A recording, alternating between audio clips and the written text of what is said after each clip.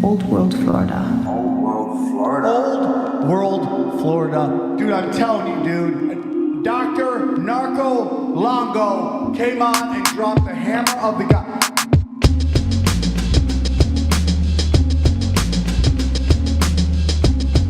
America's mother, daughter of Atlantis.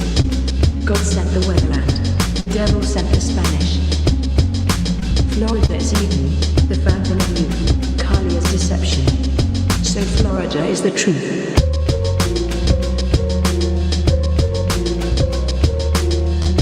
Welcome to Florida, baby. Dr. Narco Longo. Florida is everything.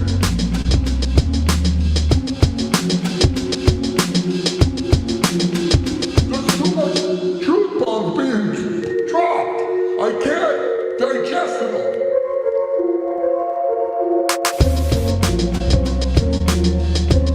Old World, Florida.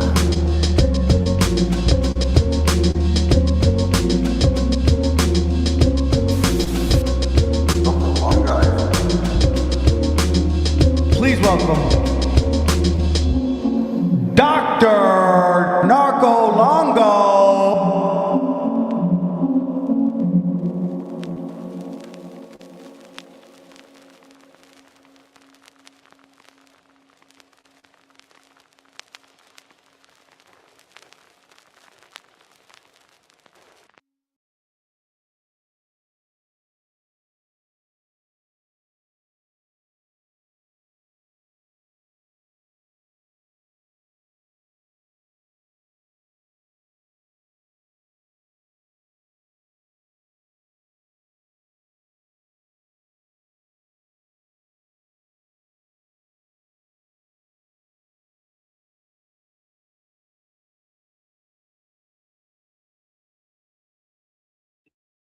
What's up, y'all? How's it going? Howdy, howdy. Let us know how we're sounding. And yeah, bookstore closes at 9 here, so it takes a little time to get closed and get set up for the live stream. But howdy, everyone. I'll back up so you guys can see me. Good evening. We're going to be talking some Giants tonight. Giants have been in the news recently, Florida Giants specifically. And we're just going to catch everyone up, maybe some people who are new to the channel. We've been seeing some growth lately from some very recent videos. Maybe people aren't caught up with the whole Florida and Giant, the abundant evidence that there was Giants in Florida in ancient times, in the age of discovery, right up until today.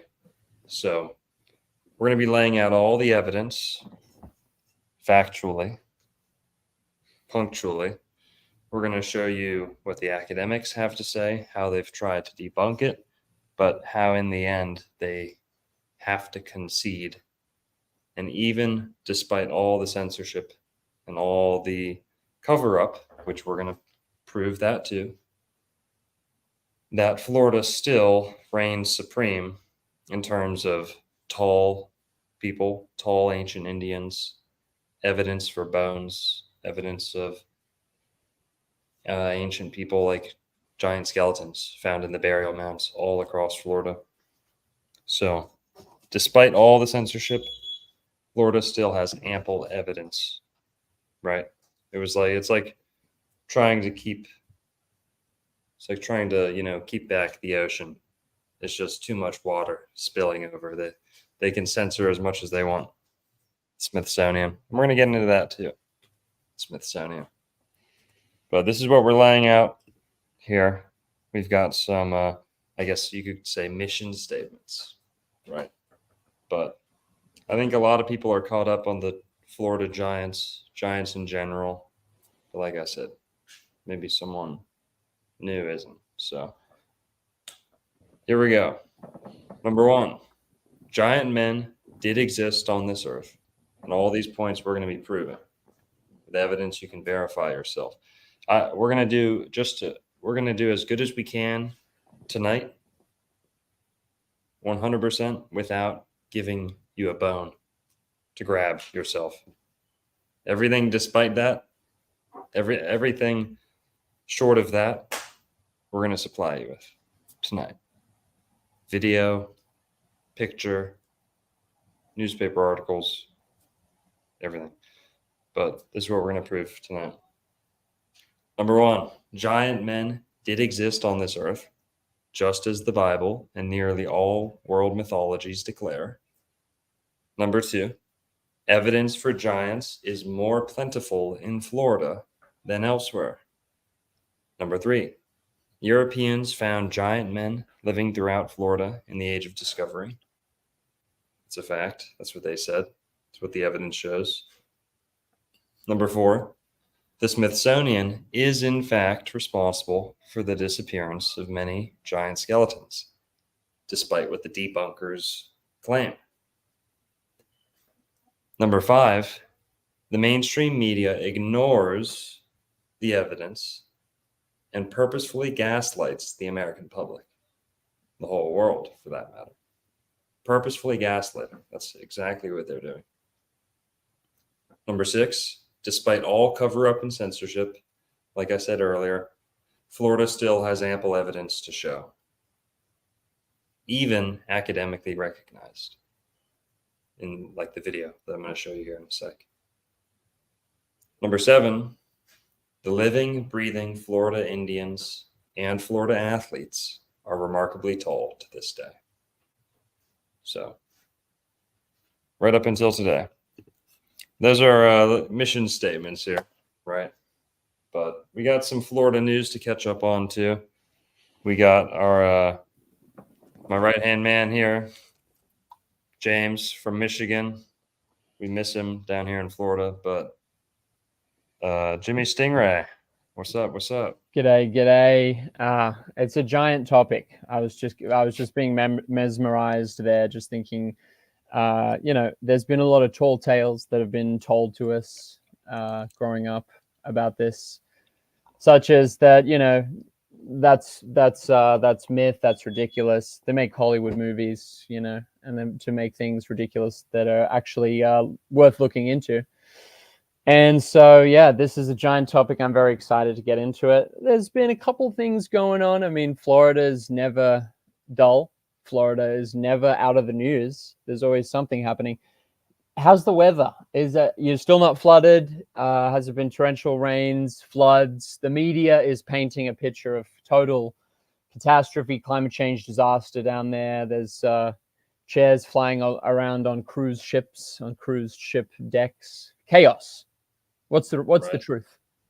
I don't know. Palm Beach County is not that bad. Mm-hmm. That's where I'm at. That's where Jimmy was at. Beautiful place. Palm Beach County. We have I'd say a little bit higher ground. Not as much flooding here. It's been raining a little bit. It's been a particularly dry season. So it's all at once that this is coming. Right. And yeah, Broward County and Dade County are getting hit hard. That's where you're seeing all those flooded cars and stuff. Yeah. But there's nothing like that over here. So we're pretty safe, pretty good. But no, they're milking it. The media's milking it for all they can get. It's it's going to flood. Florida's going to be underwater. Oh, it's very funny to see the theatrics being rolled back out.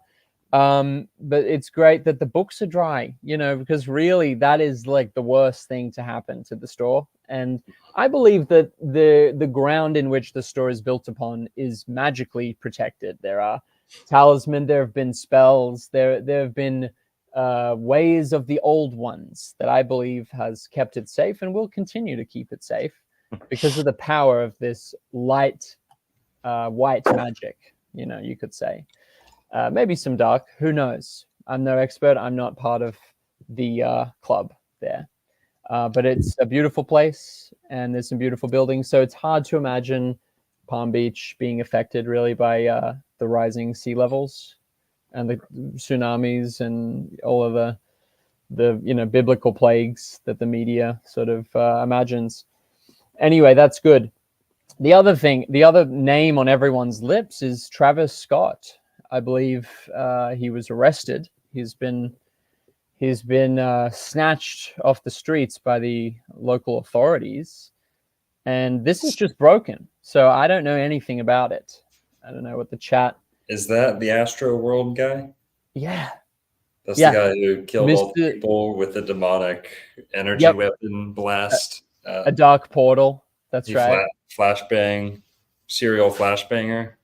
Yeah, going into the mouth like Hieronymus Bosch, Astro World portal, 8 flames. All of the reports that were just people on their phones talking about what they experienced. That was a very freaky but incredible thing to witness. But yeah, does anyone in the chat know what on earth Travis Scott could possibly have done to warrant this kind of attention from the popo?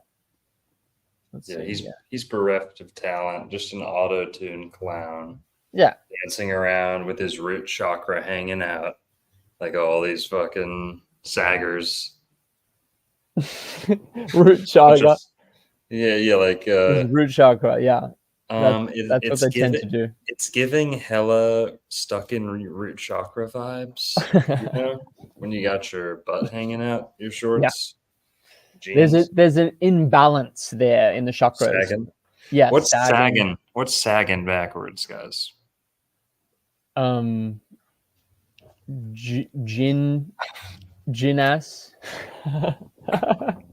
What's sagging backwards? Oh, sagging, no G. Oh, that's it. Well, people are gonna have to get out a pen and paper and write that one down. That's that's sagging. It all sort of jives with the tone of the hip hop there. So, but yeah, he appears to have been okay. Actually, before I read his charge, guess how old he is? With all of his occultic, all of the demonic wizardry at Astro World. How old is he? 33. Yeah, he's 33. Well, everyone hits 33. That's some of fun. Course. I don't think he's ever been arrested, so this is his first arrest. So this is his first time he's dragged through the mud on the media. I think because they barely looked at Astro World. That was not a big story. There was multiple deaths. There would have been mainly black people, right? But that was not picked up as a horrible tragedy and a very strange happening that we need to figure out to prevent in the future. It was barely in the media. So they got Travis Scott. Does that have anything to do with Justin Timberlake? Oh yeah, they got him. And too. did you have Justin Timberlake on the agenda tonight? No, I forgot. I saw it earlier today or yesterday, but yeah, him too. We'll have to look up his age. He's not looking as good as he used. I mean, look, he always had a toad face. He's sad at the moment. I think he's eating, he's drinking. He's indulging. He looks a little indulged. But I just saw him in a movie. I tried to watch him in a film. Just thought see how he goes acting, and it wasn't good. But he is branching out. He's not bringing sexy back anymore. He's doing the movies, and I think getting arrested for a Dewey. Right? He was drunk driving. Dewey. Get arrested for a Dewey. I don't know your American slang yet. He was just doing what we call in Australia driving. He was just driving. Here it's a Dewey, and he was arrested. And it turns out he had a whole lot of other things on board, so to speak, in his body, in his bloodstream. Usual party drugs, coke, molly, but there was also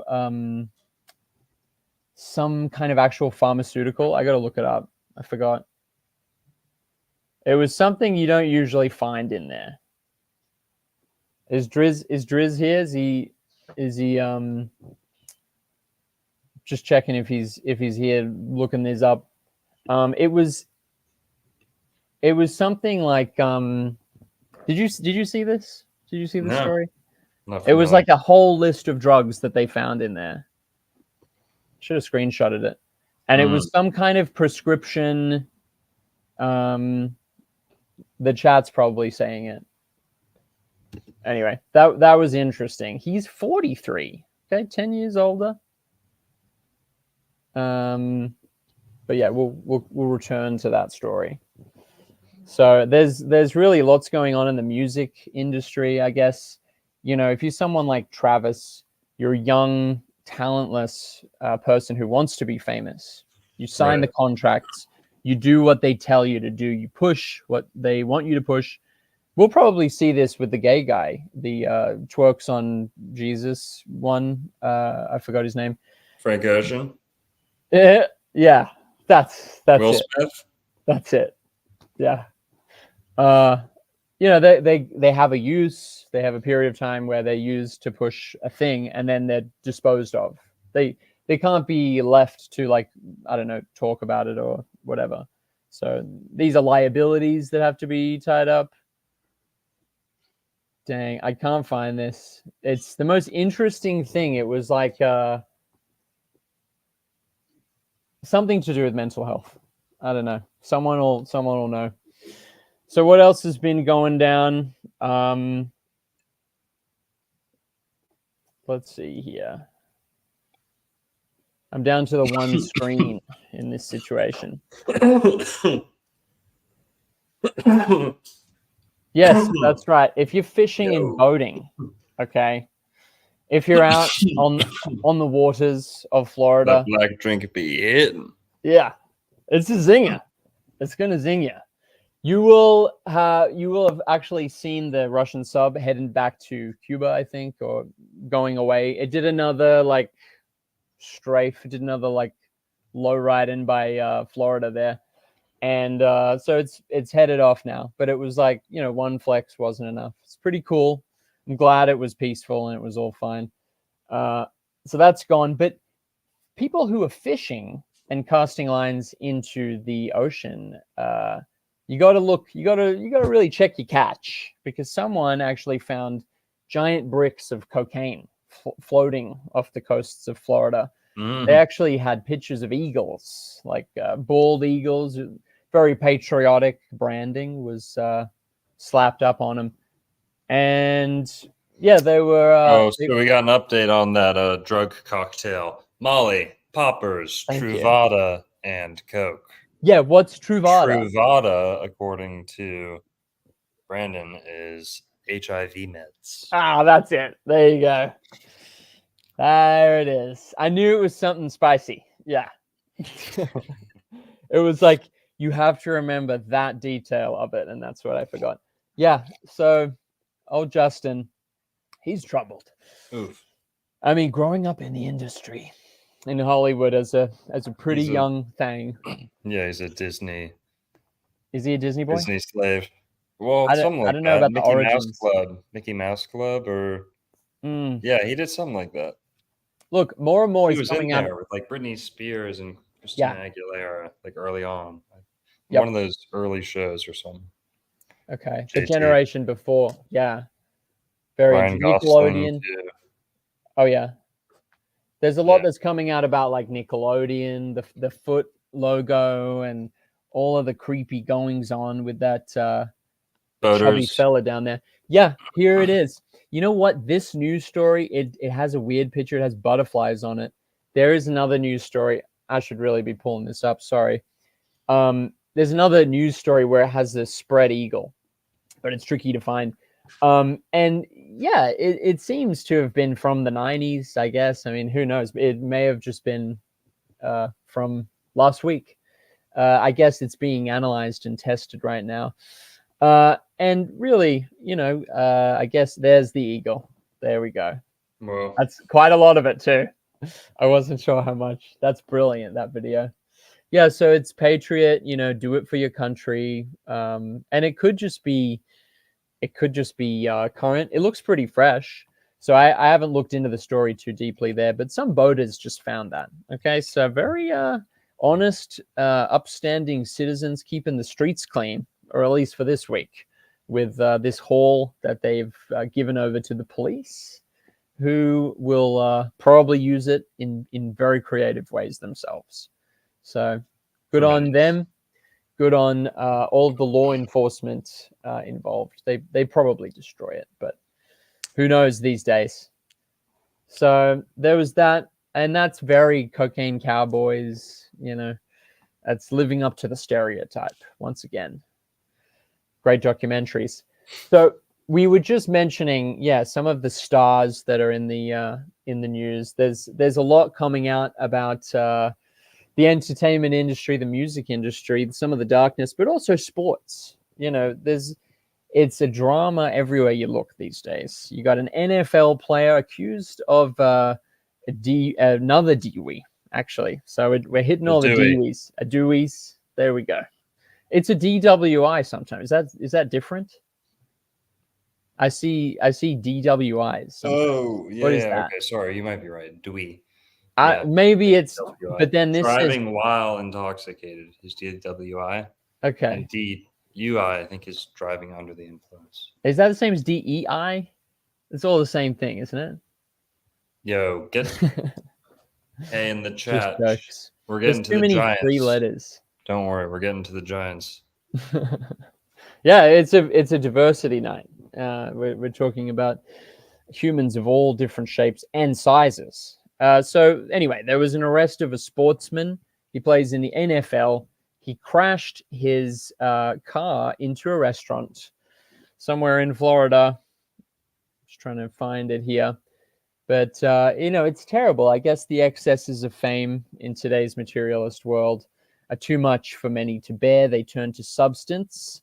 And, really, we shake our head to that kind of behavior on this channel.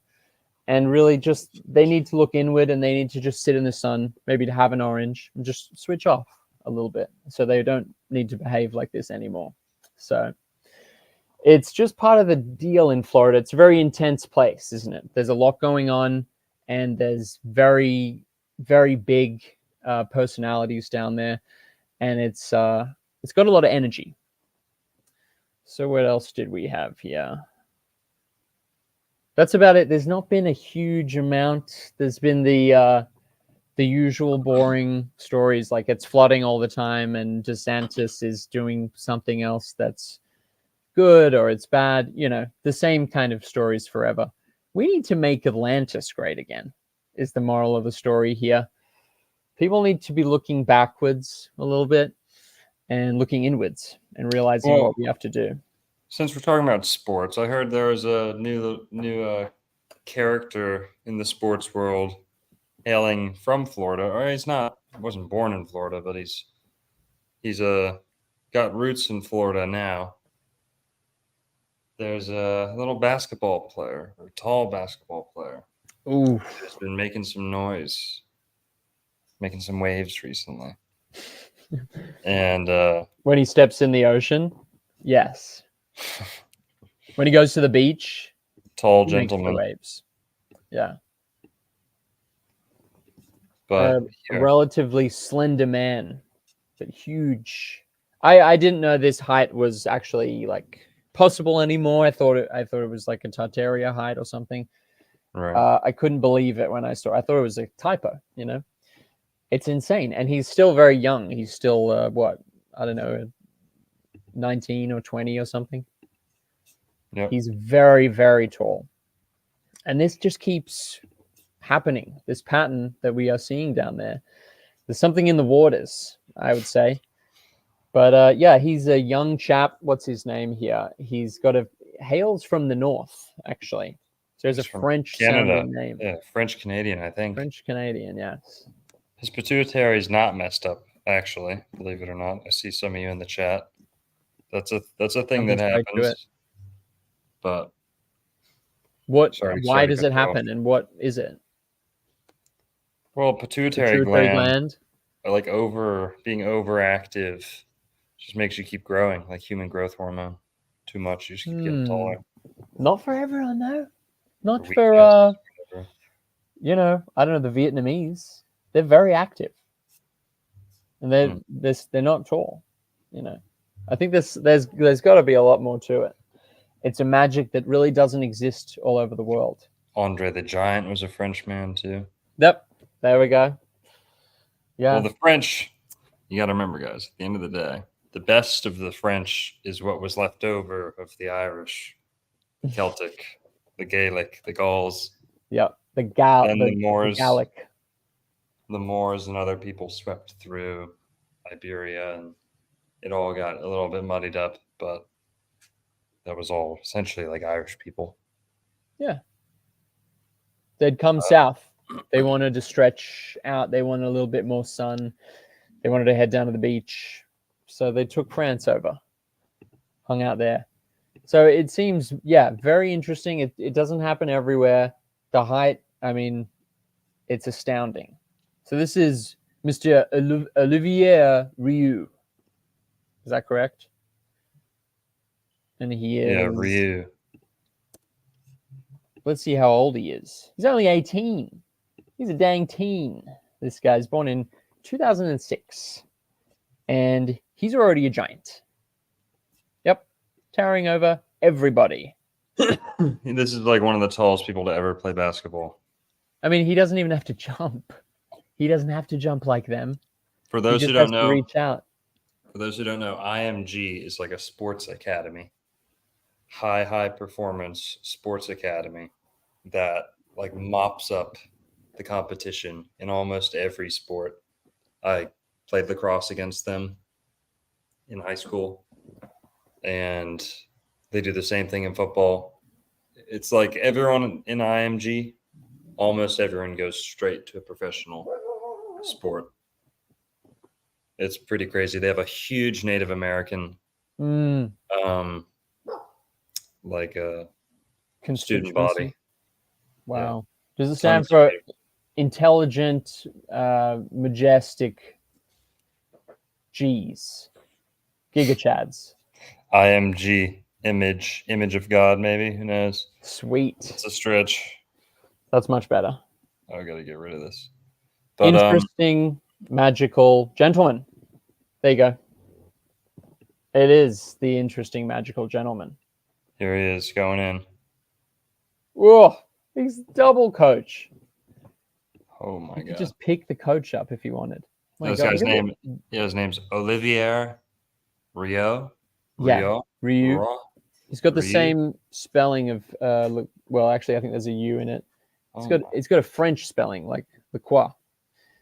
He doesn't have to jump to hit that hoop, so it's like, why would you even try and play against him? He's remarkably well proportioned. Like usually you see some of these freaks that they get to just to like sign up on the team, like use them as like essentially like a big Tree. Someone on stilts, even if they're not even good. A circus freak to help them on the team. Yeah, this guy's no circus freak. He's well No. proportioned. Like Yeah, he's statuesque. he can run. What do you reckon his wingspan is? If he stretches his arms out, how many people can he hug at once? How many people can, his arms encompass? Look at this. He could high five everyone without even moving. He can reach everything. It's crazy. Yeah, he can dunk without jumping. It's incredible. I mean, if anyone wins against him, then, I bet the bookies' odds are just crazy with wild cards like this. This isn't common. Andre the Giant was 70s, 80s. He's gone to God now, hasn't he? He's no longer with us.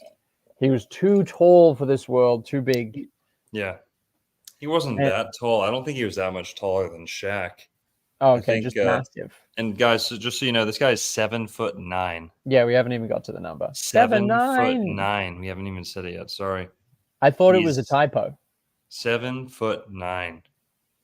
When he was 7'6", they were already calling him the tallest teenage athlete in the world. Now he might be the tallest teenager in the world. Definitely the tallest teenage athlete in the world. Super tall. It's like ridiculous. And of course, he's finding a home here in Florida. And guess where he's going to go play? Where? The Gators, I think. Oh, yeah. Florida. So I think he's staying in Florida. He likes it here. My lungs need the humidity. He needs the Garden of Eden. No, we're gonna hear him talk. else. He can breathe above the humidity, so it actually doesn't even affect him. He's above the whole atmosphere of Yeah, Florida. we're gonna get back to him. We're gonna circle back around to him and modern living, breathing giants, because this is old world Florida.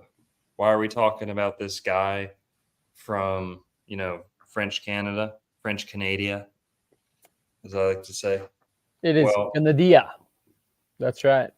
why? Because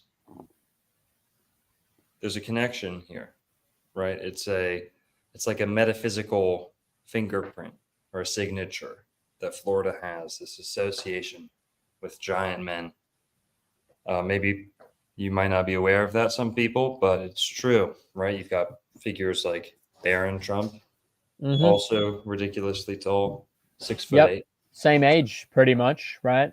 What is Mhm. he? He's 18 too. Yeah. So we're gonna kind of work this all the way back. We're gonna reel back Mhm. the time here. We're gonna look as far back as we can go into ancient times and look at what the archaeology tells us. Mm. Come back around to the age of discovery.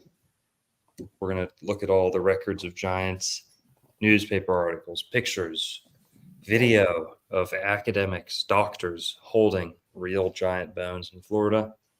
And then we're going to address the living, breathing Indians, like I said, and the athletes. So we're going to circle back to this. We're going to talk about a whole bunch of stuff. But I'm trying to look this up, and I doubt I'll find it. But a chart that actually measures average height and also like the tallest, students over a few decades or something would be incredible. If we can see the average height of just Florida since, let's say, 1950 or something, maybe. right. Well, 1900. Florida's misleading in almost every statistic because so many people move here and then die here quickly. And it would have to be students. It would have to be like the height of 18-year-olds or something, But even then, they could have come from elsewhere.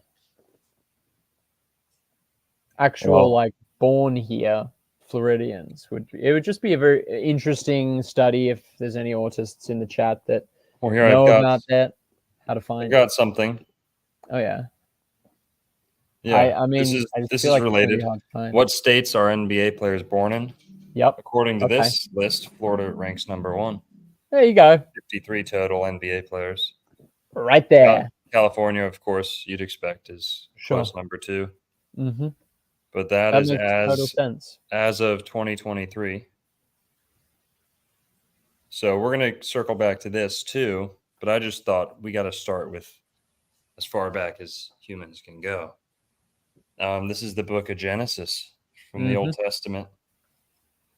We're reading out of the Bible, and this is a popular passage. Few passages here.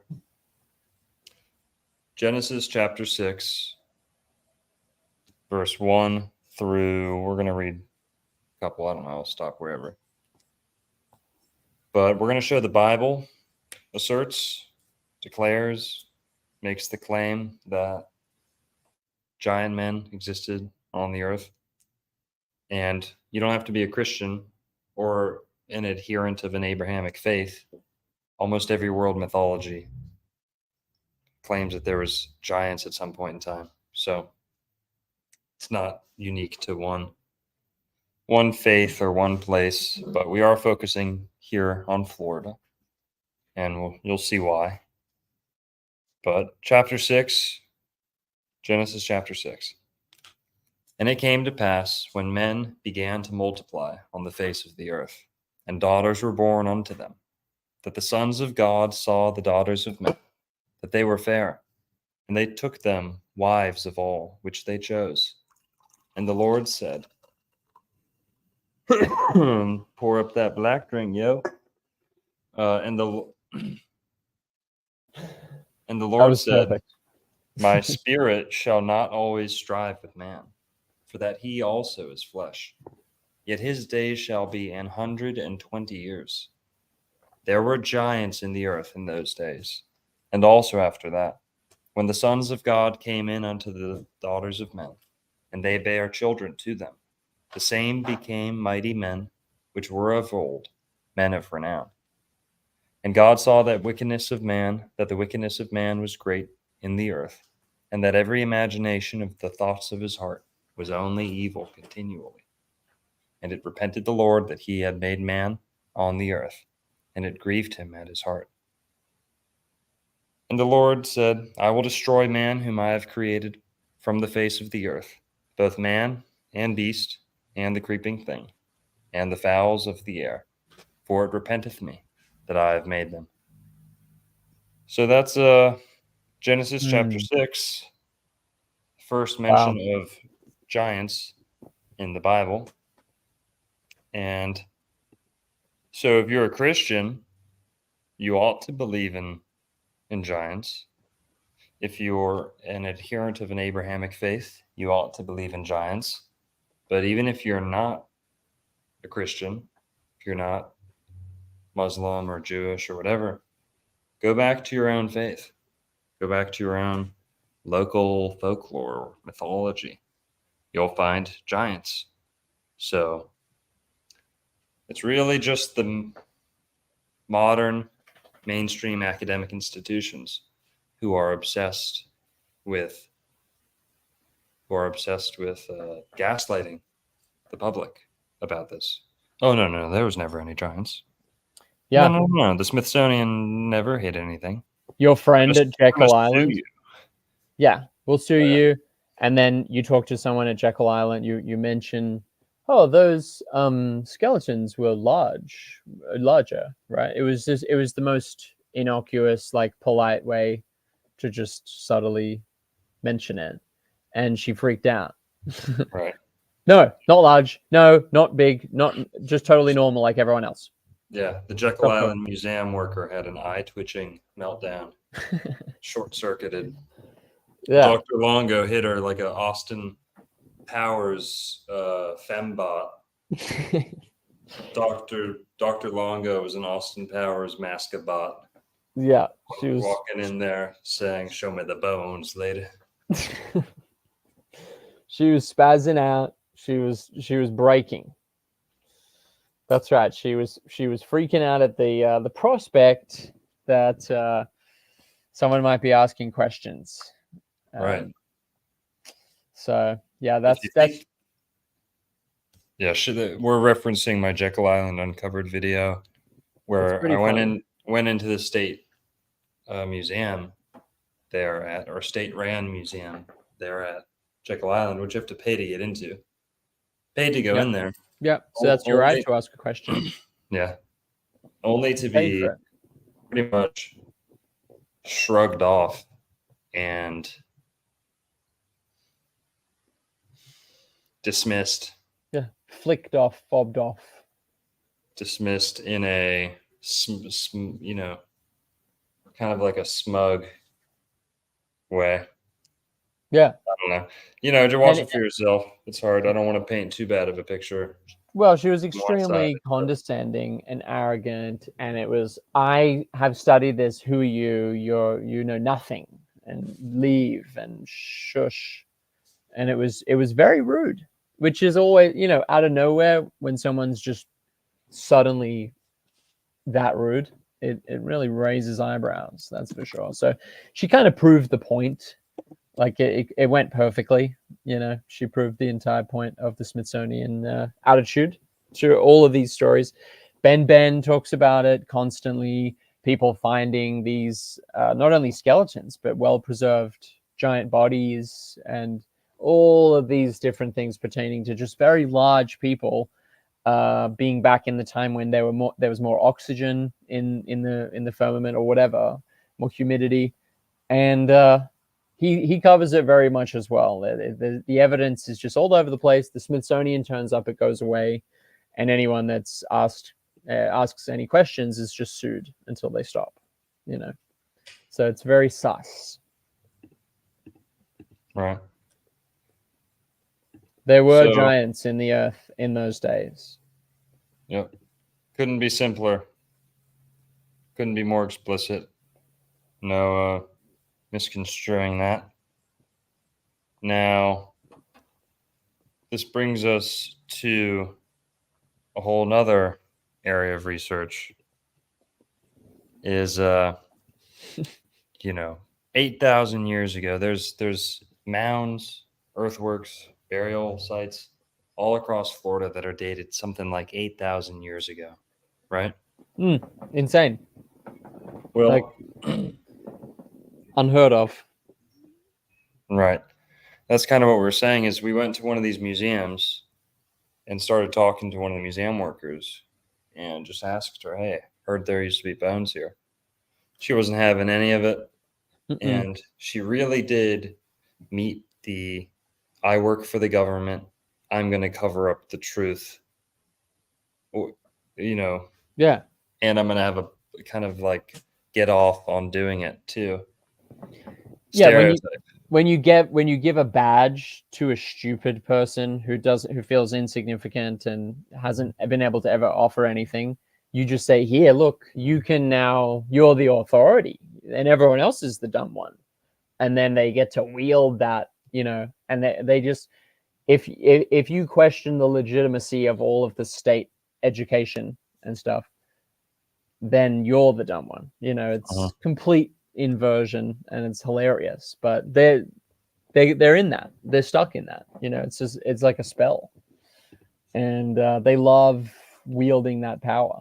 But it just proves every point that all of these articles are talking about, that they couldn't hack it, they couldn't handle it. There was even like you were chatting to Xertus and a few other people, and you just happened to bring up the Smithsonian, and then it just scrambled for a bit there, and then it just dropped out. It came back, dropped back out. Like it was like a good chunk was just messed with, and then the conversation changed and it stopped.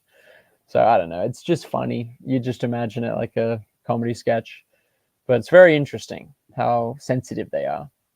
Right. So the Bible tells us that in ancient times there was giants. Now in Florida we have ample evidence to show for that. Ample evidence.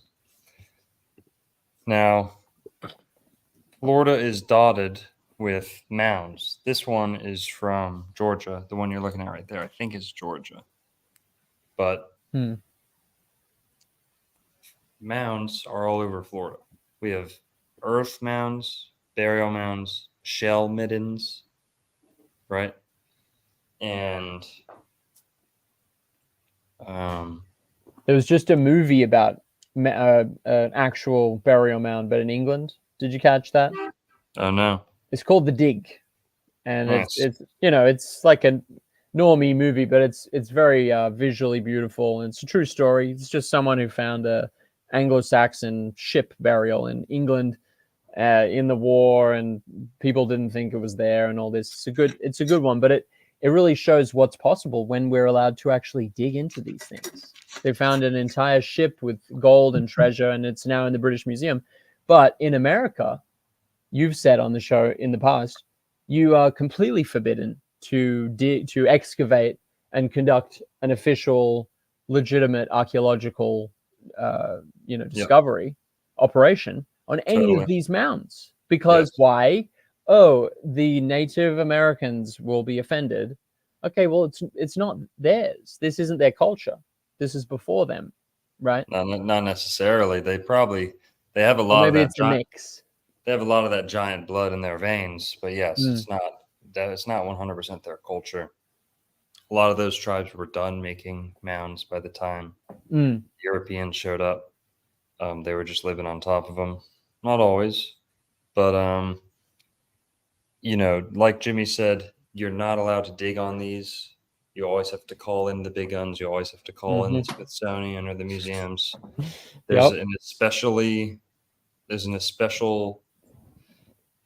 There's this unique reverence placed on Native American burials that you don't find in like Egypt or other parts of Africa or the Middle East. They find it, they dig it up, and it goes to Doesn't matter. But Yeah. Well, Europe these is allowed giants, to dig up theirs. You know, it's just this state Mhm. education, colonialism, race war, completely manufactured sort of concept that is just used as the perfect excuse to keep this history buried and to keep any questioning of it labeled as ridiculous and a conspiracy theory and all that. So maybe that'll right. change. So you got giants all over the place. This is an Kandahar. Afghan. This is a real Afghani giant. There's stories of giants in Afghanistan that are also labeled as fake, like this giant attacking a group of, Soldiers. American soldiers out in Afghanistan, and that might be fake, but looks like could be based on truth, kernel of truth in there.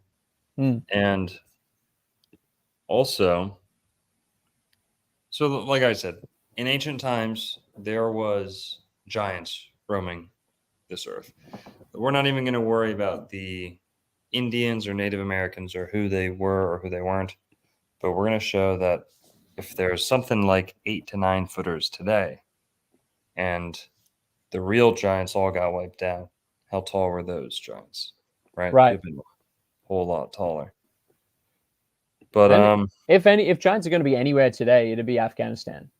I mean, there's just vast deserts. When you look into the maps, these countries are huge. These Middle Eastern countries, there is so much desert that's, quote unquote uninhabitable, or it's just large swaths of land that completely desert. So it's definitely plausible that there's a few hangers on, that are hanging out in caves or whatever. Who knows? So it's hard to prove one way or another. If it was true, it wouldn't just come out in the news. so all over Florida, these mounds, they were digging into them 100 years ago, 150 years ago. There was no one to stop them. There weren't the rules like you had today. So they were digging in, and what were they finding? They were pretty much across the board finding unusually large people in most, if not all, of the mounds in Florida, especially down at the deepest level or the original burials. The older you look, the deeper down, the larger the people. And here you see men who must have been at least 7 feet tall. These are just newspaper articles, but we've got better evidence than this. I'm just trying to paint the timeline here, right? Thousands and thousands of years back, buried in the mounds, deep, deep. You see this. And then less Baron Trump. We'll get to Baron Trump in a sec, too. Have you heard of the giant that you can go and see the giant skeleton of Austria, and it's a legitimate tourist attraction? Have you heard about that? No. So it exists around the world as an accepted thing in different cultures. It's just about the general attitude to folklore, I guess. I'm trying to find it. This is from Boca Grande, Florida. Skeletal remains of Florida giant is discovered. Discoveries of skeletal remains here which may have an important bearing on theories of a giant race believed to have inhabited the Florida West Coast before the coming of the Spaniards were made this morning by workmen grading the island road near the Charlotte and Lee County lines. The discoveries include a skull and a femur, or thigh bone, both so highly mineralized as to be almost pure silica and limestone, and kept from crumbling only by immersing in gelatin solution before measurements could be taken. The skull measured 23 centimeters in length and 18 in width, being about 1/4 larger than normal modern skulls, and showing signs of fronto-occipital flattening, the artificial molding practiced by early Indian tribes. The length of the femur was 63 centimeters.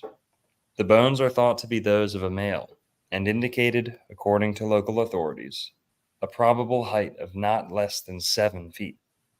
The specimens are being prepared for shipment by A.C. Bevis of New York to, ears up, guys, the Smithsonian Institution, which has already dispatched one expedition to Florida to excavate shell mounds on the West Coast in search of proof of the giant race theory, which so far negative results.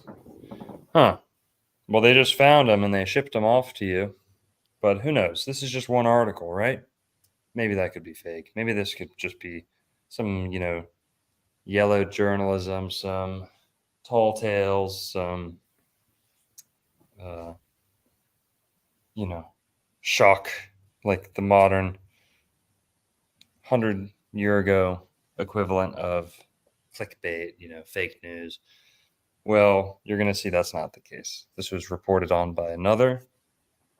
And these are the same newspapers that your families are still using,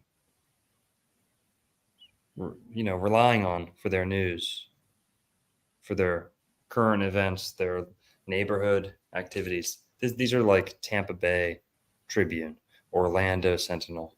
These aren't National Enquirer level publications. These are mainstream. They were the daily paper for the entire Exactly. nation, right? They were the Exactly. today's paper, tomorrow's fish and chips wrapper. Skull of Giant starts theory of Florida race. Portions of large skeleton found by road graders near Boca Grande. It's the same story, but it just shows this wasn't just a one-off. The specimens are being prepared for shipment to the Smithsonian Institution, which Bye-bye. already has dispatched one unsuccessful expedition to Florida. So yeah. And they Repeat it go again. missing time and time again. Back then, there isn't an internet, so there's people that can't warn these people, hey, just leave the Smithsonian, just take the bones and run. They just keep falling for it again and again. And then what are they going to do? They have no money there's no internet to like announce yourself on. They're just an average Joe. And so they just like tell their friends and family, and then it just gets forgotten. The story of their discovery and how the Smithsonian took it and it was never heard of again. But Right. things are a little different now, currently. But in these days, this could just literally happen countless times, and without any hindrance. Now this is out of Ocala. This is Don't a look little up. one that I think they're having fun with us on. Definitely. Trying to tell us something. This is Ocala, Florida. They found the bones of giants in some caverns there. Ocala is famous for its caverns. Florida doesn't have many caves, but Ocala has a bunch. Used to be able to take boats like gondolas under caves through cave drives, Sick. cave, rides. Rides. Yeah. And why are they not doing that anymore? I don't know. It's ridiculous. Don't know who it's owned by, but that used to be really, really cool. People used to say it was super, spooky, romantic, chill. It was a very, like a little mini Disney World they had there. Wow. Like a little tiny theme park type thing, but it had these real caves attached to it. Well, And they are actually making theme parks, but it's all in Orlando. It's all plastic. They are building several new worlds. There was something I forgot to say earlier, some sort of dark world where it's all about scary horror, Frankenstein. It's like, it's the Dark Land or something. If you look it up, new part of Orlando's Disney World or whatever, Dark City. Wow. And so Dark City. I know where Dark City is. I can point you to Dark City. Up his skirt, or are they little shorts? Yeah, it's dark. It's dark when he's around because he'll block out the sun. Yeah, no this peeping. shit's HD. Yeah, that's very clear, very crisp. But why would they? I mean, it's random. If This is it's from not because there's From real 1961. Yeah. Like, why do that if there's not actual giants in that area? Giant bones, giant bodies, giant houses. It's just giants. We can live with that. Like, why does it have to be such a big secret? Why did they have to be forgotten and seen as a myth? And this is freaky. If they can pull this off, what else has there just been that have gradually completely disappeared from any narrative? It's a lot easier to do that, I think, to change history. It's a lot easier than people might imagine to do. So anyway, it's definitely giants of Ocala. I mean, Lincoln said it in a speech, right? Yep. Abe Lincoln said, as we look to these hills that once contained giants, or, our nation's hills were, filled with giants or something, in a full-on speech, political speech to hundreds of people. Yeah, well, I think I'll bring that up in a little bit. This is Tampa Bay Times, 14th of December, 1922. Big mound yields giant skeleton. Boom. Cedar Keys, Florida. The remains of a gigantic aborigine, giant abo, was unearthed a few days ago in the midst of an Indian or oyster mound. The skeleton measured over 9 feet in length, and the jaws were large enough to take in those of an ordinary person.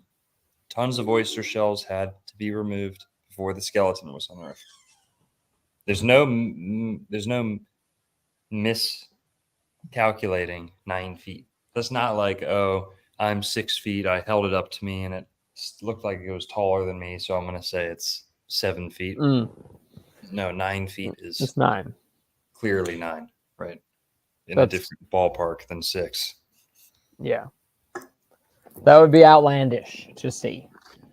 We've all seen tall people, but they wouldn't be able to fit into doors, into buildings. I mean, 9 feet is huge. And that was just found in like 1850 something. In the mid 18s. That was 1920. 1920. That one. I mean, that's like practically. Your grandparents could have fucking found that thing. Yeah. Why don't they keep? They have to pass these stories down. Modern Western, generations don't function like they used to. I think the boomers, sure, they got stories, but it's all about their grit and how hard they worked and all this college and stuff.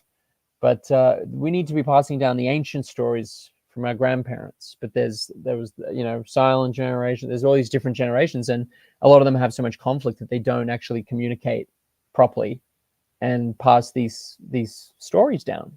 I think other cultures do. Little Korean grandma living in the house, just babbling about giants all day. That would be. I wouldn't mind that.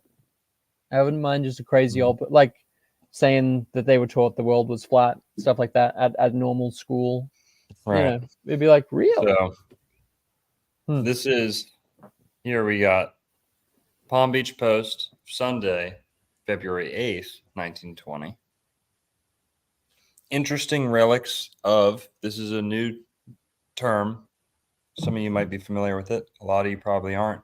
And that's okay, because it got totally swept under the rug, buried sometime in the last 50 years.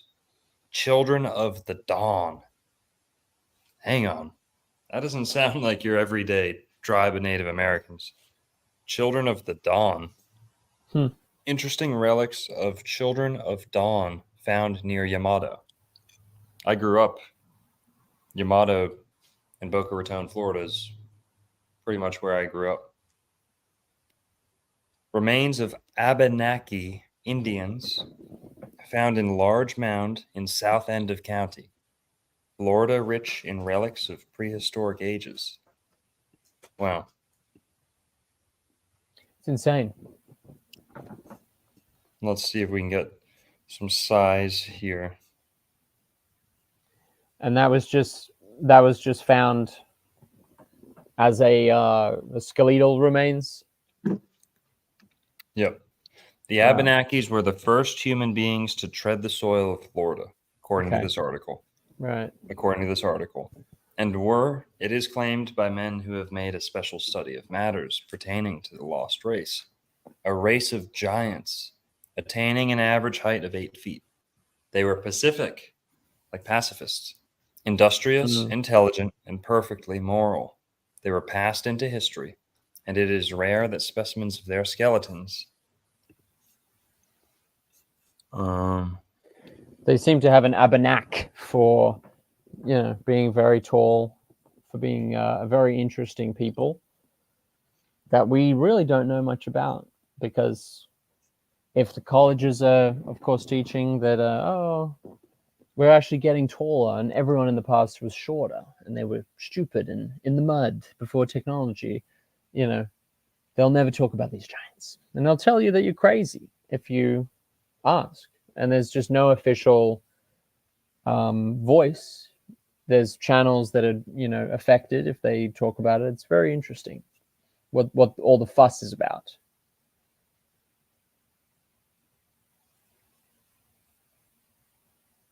I think you're on mute. Am I here? I'm popping in and out a little bit. My connection's a little spotty, I think. Mm-hmm. Well, because we're talking about giants. That's what I'm saying. Right. But here, another publication covering the same thing. This is the Vero Press, Thursday, June 22nd, 1922. Who built the Indian mounds in Florida? The entire coastal region of Florida has been marked by mounds made by ancient Indians.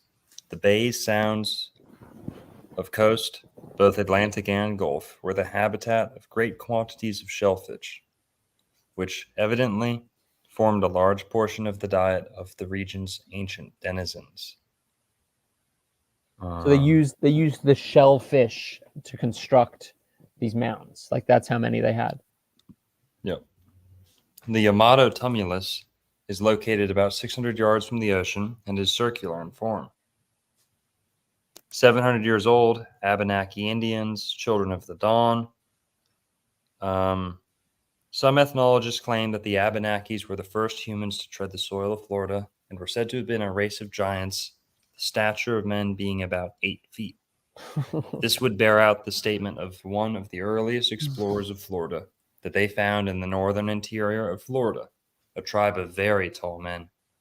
One writer says of them,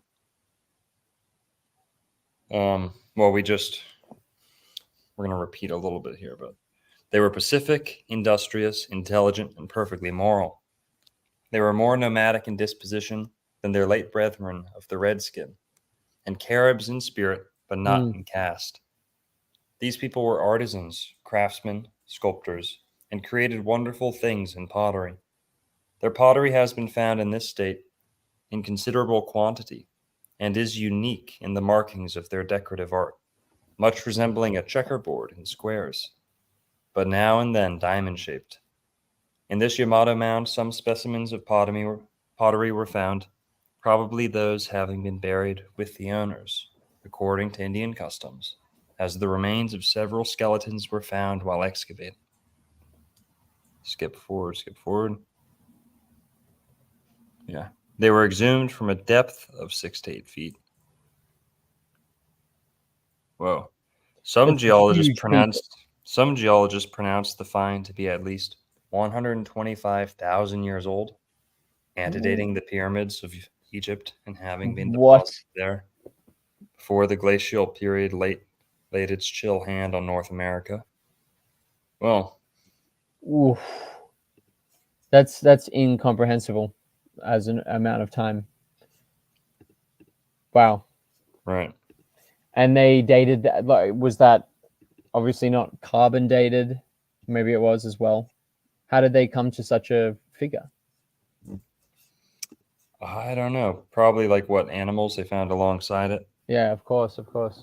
Like early crazy Pleistocene old. rather than late Pleistocene. Okay. But now we got some pictures, guys. Some people out there might be saying, well, these are just words on a page. The 20s, we can't trust anything like that. Whatever. Well, it's the 20s right now. You can't trust anything today either. Yeah, I But- think the opposite of that. An era before all of the media was owned by like three guys, right? All of the channels bought up by larger channels. Before the huge corporate control of media, you could write these stories. There was a huge shift. What was it in the 30s, where it just totally stopped, and there was, corporate buy up. There wasn't these local papers or whatever. It was a totally different kind of thing, and information was heavily censored from then on. But before then, like through the 18s and early 1900s, it was pretty open. It's pretty honest about things like this.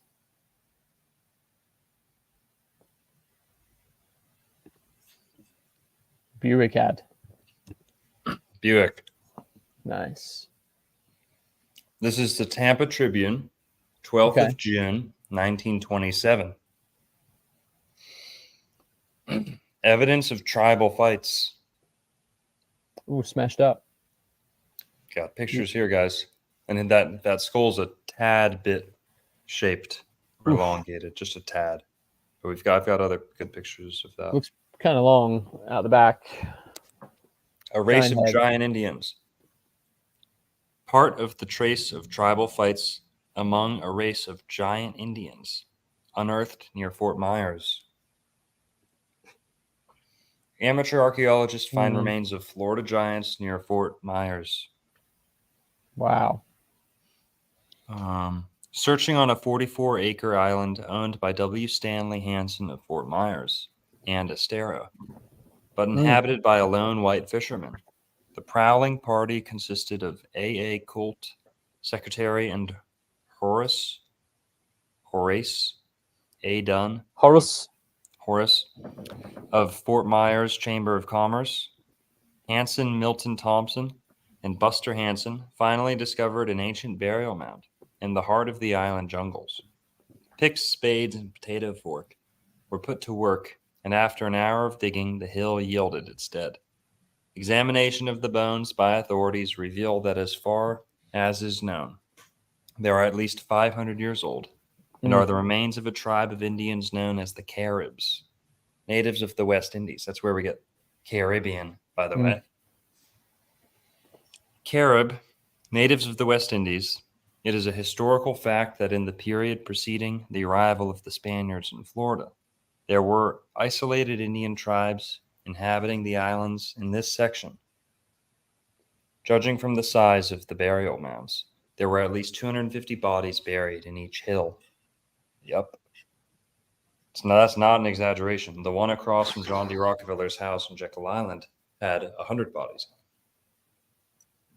Would they have been sacrificed, or was that from war, or did they just keep adding to it? It's hard to say. I wasn't there, but from what I... Yeah. The ages, are there much age disparity between them? I would be interested. Yeah, well, usually what would happen, this is just, there's a lot of different types of burial mounds, but the general purposeful burial mound, it would be like the upper class, the elite, the royalty, chief.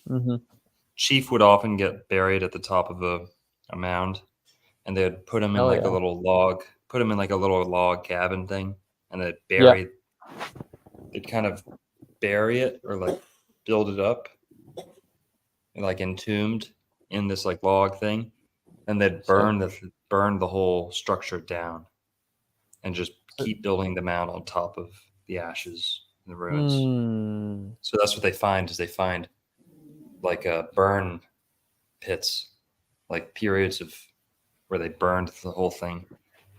Yep. And then just start building. I see. Layers upon layers of different ash. Yeah. But as far as sacrifice, that's very neat. Yeah, it's a neat system.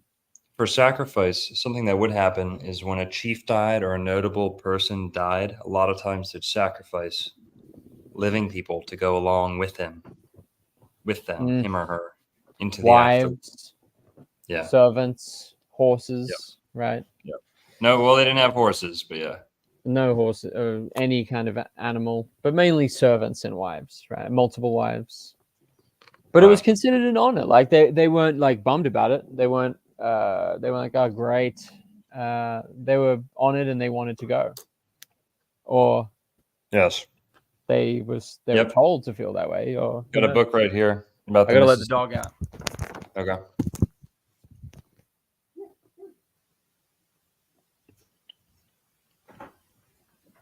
Yeah, a lot of these sacrifices were willing, but they did have stuff they could give them if it was unwilling. So Sorry about that. I should have muted. that's all right. The body bones are also much larger than those now known to the medical profession, and it has been decided that whatever race ran over the islands 500 years ago, or more, was a race of giants in size and strength. There's the picture. There's the headline. It's repeated in another article. So this is Just below the beauty contest there of the day. Mm-hmm. The pageant. This is the Tampa Tribune of Sunday, June 5th, 1932. Early Florida giants' bones unearthed near Fort Myers. Skeletal remains of 5 or 6 different races. 5 or 6 different races. Whoa. Have been found. And human bones are so plentiful at certain points that some can be picked up at almost every step. Pottery is also plentiful. Many legends have been handed down that this section of Florida was once inhabited by a wild tribe of Calusas. So now we're hearing the Calusa. Calusa is the Southwest Florida tribe, like Naples, Fort Myers. Very powerful. You could even call them an empire, perhaps. But Calusas of large stature, who have since become extinct. They are not ancestrally associated with the Seminoles, it has been proven. Now, that's controversial. That's disputed. The Seminoles, a lot of the Seminoles do claim direct Calusa ancestry. So I think like the Tiger Clan, or whoever Wildcat was, I think had Calusa ancestry. But they're linked a little bit, for sure. Giant's bones, you guys get the idea. That's Fort Myers. So we're going to paint the picture here. All across Florida, you're going to see the same thing. This is a trippy one. This is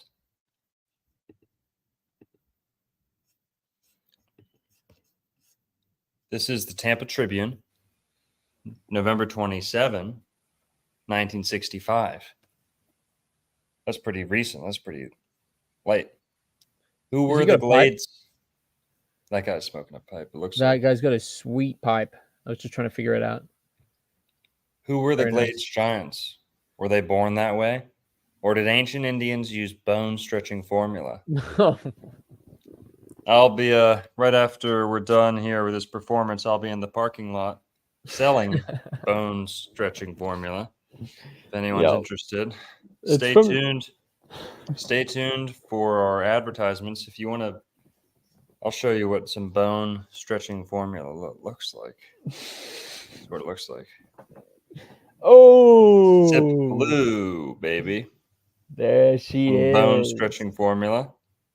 And then we got moringa powder. Absolutely. That's a bone stretcher for sure.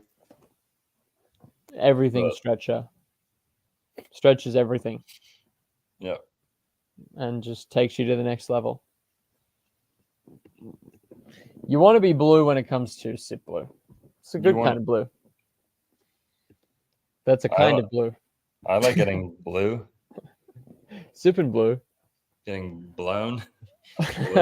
Getting a blue job. Getting a bluey. Getting bloon. Yeah. Get a little bloon in the afternoon with Sip Blue. Giants bone stretching formula. This theorizes about how they got tall, and there is pretty good evidence to show that they would like put a paste on their limbs, and they would almost like put bark, like cover some of their limbs like casts or like braces, Okay. and they would like seep into the bone or help them just get ridiculously tall. Is They're this all- the theory, or is there evidence of that happening? Of them yeah, having Europeans tastes? said that they saw him do it. Ah, good eyewitness. Wow. Not long ago, this page featured the significant discovery of giant human skeletons in Indian mounds in the Everglades. This discovery very likely was received by Indian researchers in an atmosphere of excitement. It resurrected interest in archaeology and fanned into new life the theory that a prehistoric people inhabited Florida. Could these people have been descendants of the Mayas of Yucatan? Were they the early Calusas, whose chieftains ruled over 50 villages in Florida? Were the Calusa descendants of the Mayas of Yucatan? Were they originally, like the Mayas, a race of cannibals? Who knows? No Spanish historian seems to classify Calusas as cannibals, but we know that some of the Indians of Yucatan, possibly the Mayas, were cannibalistic. Skipping ahead a little bit,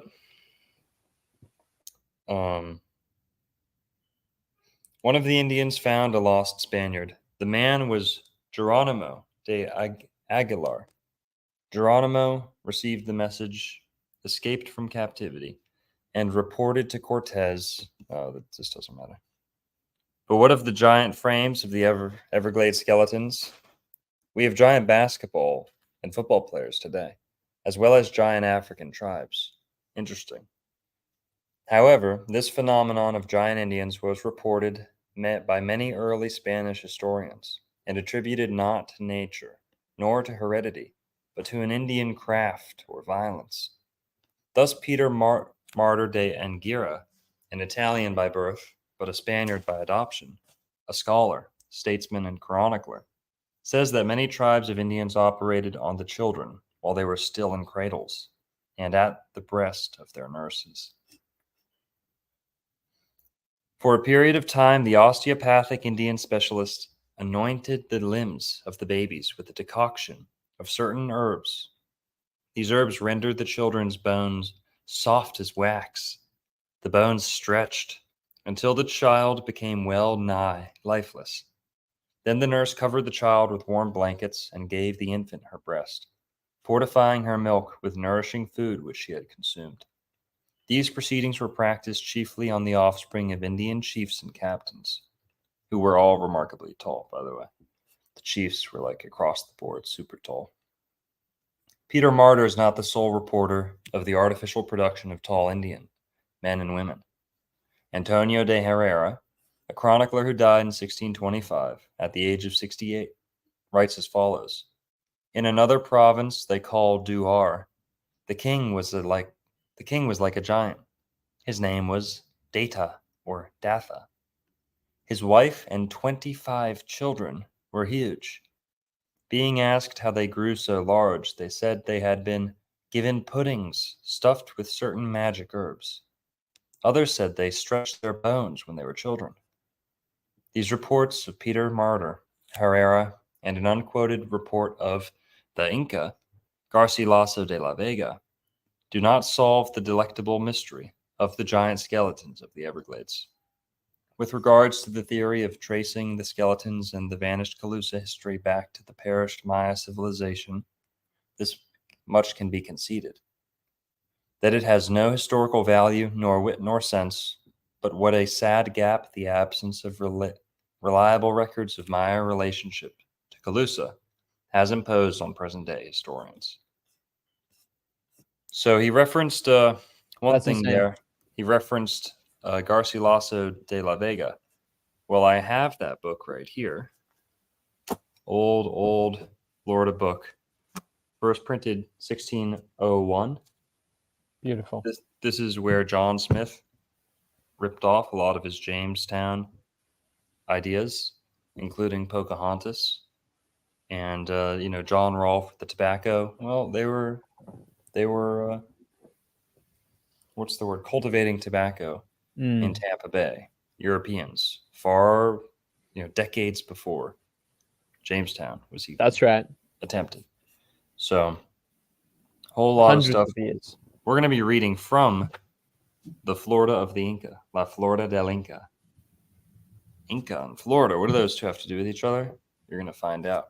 And you're going to see how it has to do with giants, too. Is But- is that potentially the only book that we have known written by an actual Inca in those times, hundreds of years ago? An actual Inca person. About Florida, yeah. Right. So there, I mean, I wouldn't be surprised if it's just the only book written that old, written by an actual, authentic, pure blood Inca person. Is there just others in different states? I think Maybe it was there's- half blood. Okay, but he grew up as a legit Inca guy, didn't he? Yep. Apocalypto style, very, but then he also learned Spanish and then helped the conquistadors as a guide. Is that correct? He was working with the Spanish, and he must have been educated along the way, but he actually was just a proper Inca guy. Arrows, probably some tats, just a very tribal guy. Yep. He was in Garcilaso de la Vega. He was an upper caste Inca gentleman. Do we know how tall he was? He was half. I think he was average height. Right. But he was not there himself, but it's considered a first-hand account because he's an Inca chronicler. So pretty much like the gold standard of Inca history was written by him. And then also it's considered a first-hand account, or like 1.5 hand account, because his kind of like his uncle, you could say, was there and was too old to start to write it down himself, and was not like a penman. He was not like a writer, Whoa. So he dictated the stories to Garcilaso de la Vega. Garcilaso de la Vega also took the 3 existing accounts of that expedition from other sources, from 3 other guys who were on the expedition, came home and wrote their own accounts. He cross-referenced them, and then the material that this guy, his friend, was giving him was new and fresh. Like, it was a new account, but all the details matched for the most part. And when the details didn't match, he erred on the side of caution. Yeah. So it's a very, very reliable book. Wow. There's not like mermaids in here. There's not, crazy magic. There is magic. There is sorcery that the Indians were doing that the Europeans couldn't make sense of. But there's not like these ridiculous Fountain of Youth style, like debunking claims where they're saying, oh, the Spanish were so oversensitized, overstimulated by everything, all the new exotic stimuli. It was just messing with their brain. And when they came home, it's, everything left such a strong impression.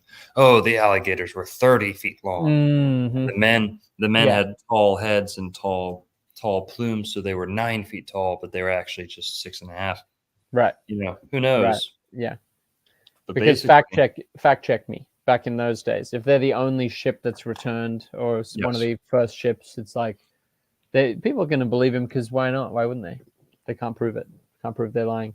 This is why it matters that he's Inca, because the Inca were not going to be We're not going to be thrown off guard by what they found in the Americas. They're from the Americas. They have their own legends of giants. They have their own poison darts and their own sacrifice history, and they're not going to have the need to make all that stuff up. No. Right? So they're a much more reliable perspective, because a lot of people say, oh, well, the Spanish rewrote everything. The Spanish glorified themselves. And well, the Inca may have been subjected by the Spanish and forced into serving alongside them. but they weren't forced to write memoirs about it, glorifying stuff, decades after the fact. So No, they wanted to get their truth out, and they've been passed down their family. That's what I mentioned earlier, that this wonderful like oral storytelling, like box saga tradition is is kind of, it's not a part of modernity. We don't do it anymore, but it just, especially when it's written down into a book at some point, it's very interesting. Do you guys stock that book? Because you got a meetup coming up, and I really want to buy that book, but I imagine very hard to come by. they're rare. Yeah, that's what I was gonna say. Seems like a rare one. One was like $60, I think. Yeah. Okay, but you don't stock it at the store. We do, but it sells really quick. Yeah. Mm-hmm. Florida history buffs buy it as soon as it hits. It's not in print. It's our rear bookshelf. It is, like, a little bit. I'm not A little, yeah. I don't know the details, but it's this version. I think we've had 3 of these. This older. Oof, so print. nice. It's a beautiful book. Massive Super too. cool. It's missing the dust cover, but yeah, it's so nice. Wow. But since we're talking about it, we'll get through a little bit more of the newspaper articles, then we'll get back to Florida del Inca, because Sweet. I want to show that regardless of the Indians, there's bones of giant people in the Americas, and then the Indians may have had a genetic contribution from those people. They might be the same people, but they probably shrunk over time, or they're mixing with shorter people. Mm-hmm. And thus today they're, 6'4" is very tall, but it's nothing to write home about. The Right. paste, the growth paste was fascinating. I mean, I thought it when I first heard that, I thought, oh, it's got to be some like early spokesman in the media just like making something up. But the evidence there, I mean, it's like what they're doing. I mean, it's Baron Trump. It was Baron slathered up with some 11 secret herbs and spices and became the chief son that he is. I mean, it's pretty significant. And I wonder if there's more technological versions of it that they actually do sometimes. Because European royalty are often quite tall as well. Yep. Remains of prehistoric man unearthed near Cape Sable. And this is the Miami News of Monday, June 8th, 1936. Remains of prehistoric man unearthed near Cape Sable. Reports that a treasure hunting party found an 8-foot skeleton with a skull 3/4 of an inch thick. 3/4 of an inch thick. That's huge. On an island off Cape Sable were received today from Homestead. Homestead's in between Miami and the Keys. Crumbled parts of the skull were being brought to the University of Miami, and an anthropologist will be asked to identify the race to which the prehistoric man belonged and the period he lived. Only the skull was brought to Homestead by the treasure-seeking party, which expects to return to the island later for the remainder of the skeleton. The skull, reports said, has a protruding chin, the forehead is low and receding, and 10 teeth in the lower jaw took up all space available. The eye sockets, it was said, were unusually high in the forehead. Dr. A.M. Berger, Homestead dentist, said the teeth were those of a human. The digging party unearthed the skeleton on a reputedly haunted island where a large burying mound is reportedly located. Wow. Wow. So it's got the energy. It's freaky things happen there. The perfect place to do freaky things in terms of rituals, as we saw with Jekyll. I mean, yeah, you can't do all of the things that are done in one spot, maybe on one altar, without there being some sort of energetic resonance that is just an undeniable kind of reality for everyone experiencing it. So this shout out to Florida Giants for real. He comes to our meetups. I hope he's coming to our next meetup tomorrow. But Josh, Florida Giants for real, he's been censored. He's the guy who got Florida Giants for real hashtag on Instagram banned. censored into oblivion. Wow. He joins a lot of these like archaeological like groups and just like, you know, bombards them with truth, and they just throw a fit, kick him out. But he Yep. sent me this. This is you find these shells all over Florida, and you know the shell mounds. You've got earth mounds all across America, but in Florida you got a bunch of shell mounds, big oysters. Well, these people were so tall. Here, we'll read this. Lawrence World Journal, August 25th, 1927. Giant Indian skeletons. Tampa Bay. Giant Indians who roamed Florida swamps 500 years or more ago, living on shell foods which they cracked with their teeth, Ah. is a picture unfolded by archaeologists who have delved into a burial ground on a Gulf island. It's incredible. I mean, just dentistry alone, you know, since even some of these articles, since like the 30s, I mean, the because of the nutrition differences since then, an average diet just getting worse. The teeth, I mean, they're the first to go, the first to crumble with bad nutrition or lack of it. And yeah, even just the photographs that we have of some of the native peoples in different islands in Africa and stuff like that, perfect teeth and perfectly aligned, you know, straight and white. And so these guys were no exception, cracking these massive shells open. Not good.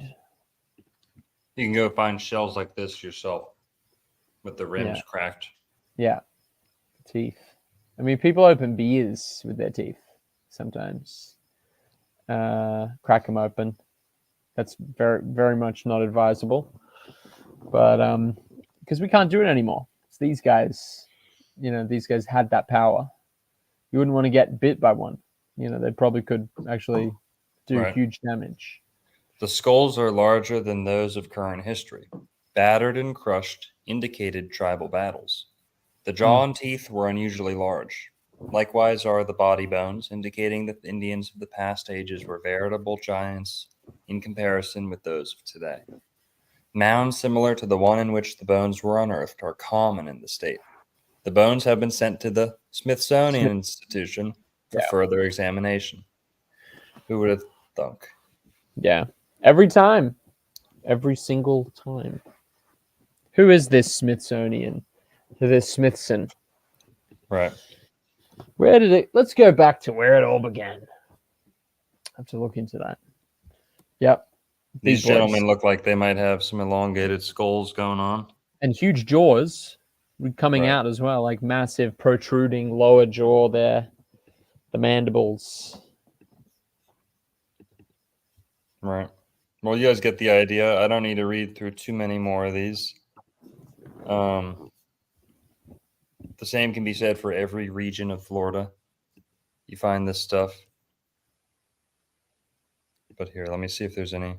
I think there's some good pictures. Yeah, more pictures of the bones if you need to see them yourself. I mean, just imagine the Smithsonian. It's literally like the Indiana Jones warehouse of fun stuff that they took from everyone. I like to think that they didn't destroy it all, that it just exists somewhere, and one day we can get in there, the factory, the dream factory, and they just keep all this stuff, all these bones, all this evidence, you know. Maybe it's deep underground. Hard to tell. But the discoveries, all the photos, all the detailed reports, and then sometimes people try and fight it, and people try and kick up a stink, and it doesn't go anywhere.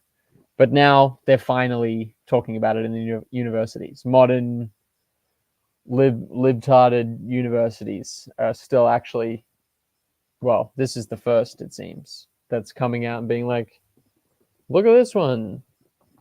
Big old bones, and they're somehow allowed to say it. Maybe it's a limited hangout situation. Like when I've looked up giants and stuff in the past, it's come up with like, oh, in China they found someone who was 6'3", but it was China, so they were a giant, or you know, something like that. It's just trying to make you think that that's all it was, because this information is so heavily censored, and you get in trouble like Florida Giants were real did by this.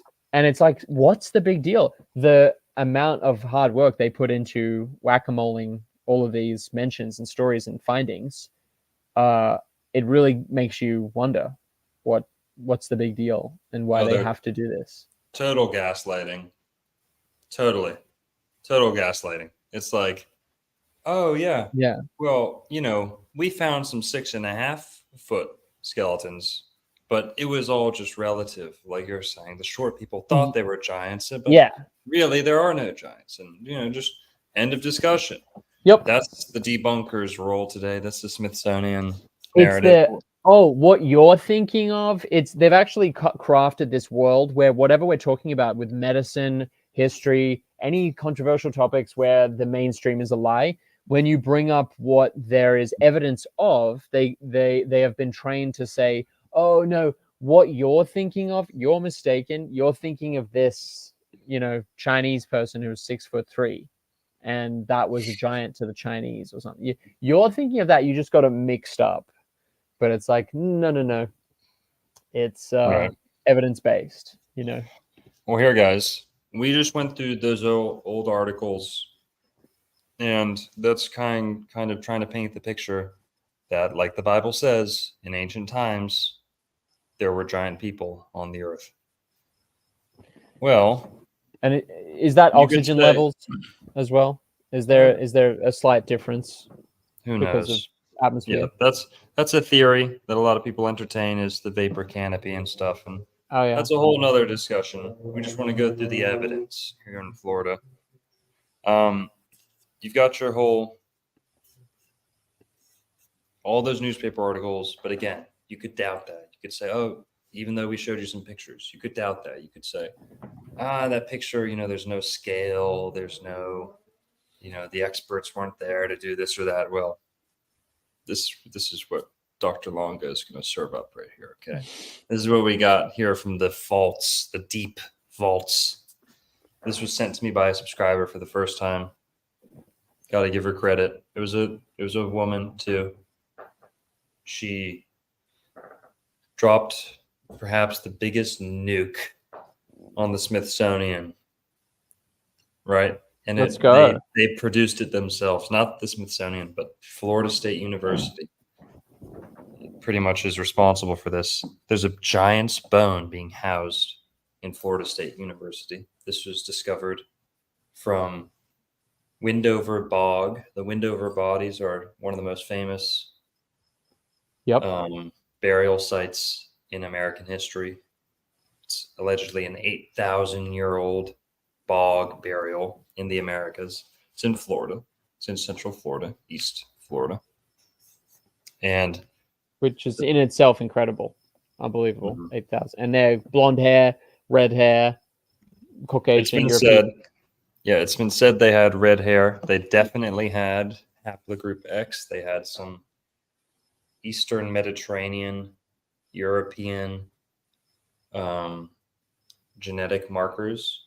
Okay. That's been featured in a couple of documentaries too. Yeah. So feel free to look that up. Phoenician related. Yeah. So someone was crossing the Atlantic a long time ago. They were tall too. So the Windover bogs, I think it doesn't get said a lot.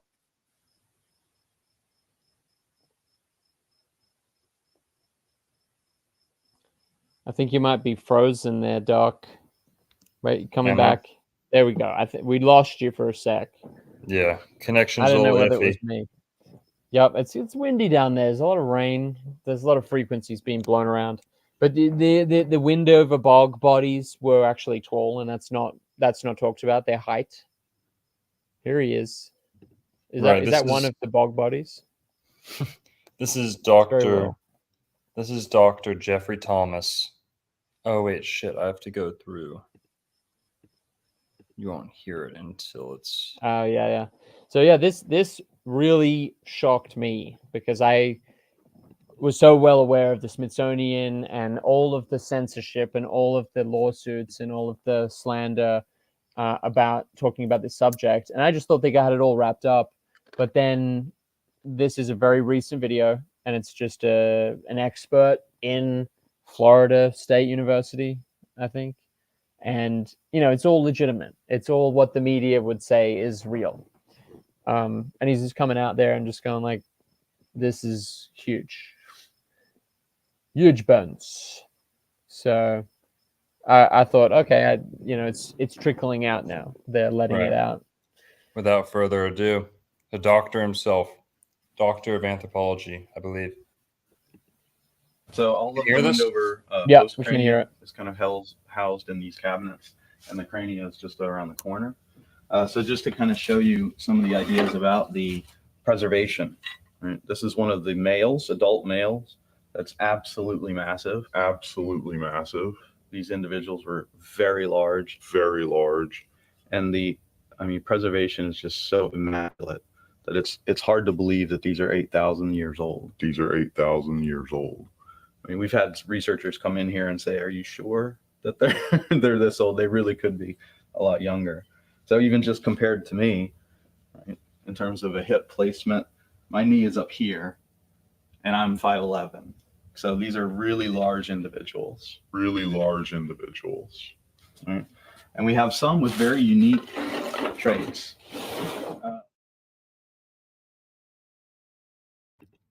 Look at that, y'all. Does it get any more conclusive than that? Look, notice his foot here as the camera pans down. This bone is taking up 2/3 of his leg. So all of the Wendover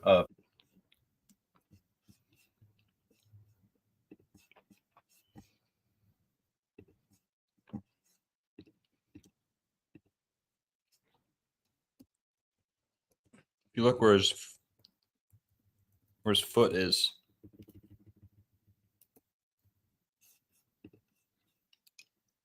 I mean, goddamn.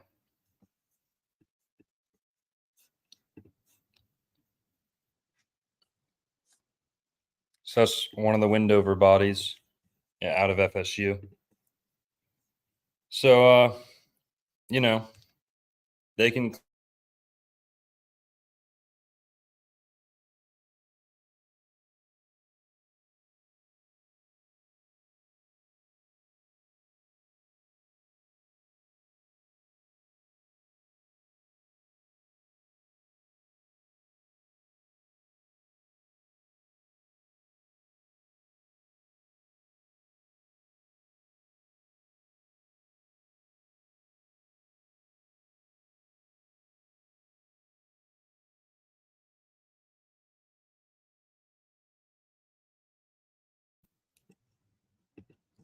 Yo, am I back? Am I back? You there, Jimmy? Sorry, our connection's a little iffy here, like I said. But we're going to be keeping on. Let's just get into the other narrative here. So we just showed you a real giant's bone being handled by a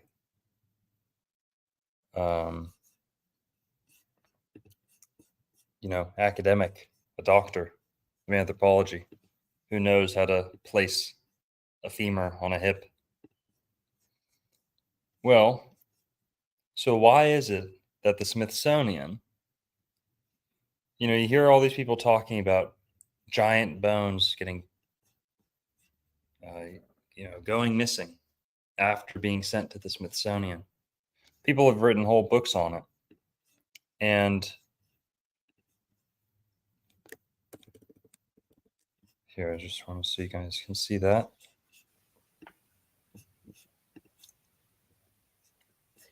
Dig up giant lie about the Smithsonian. How recent is this? 2012?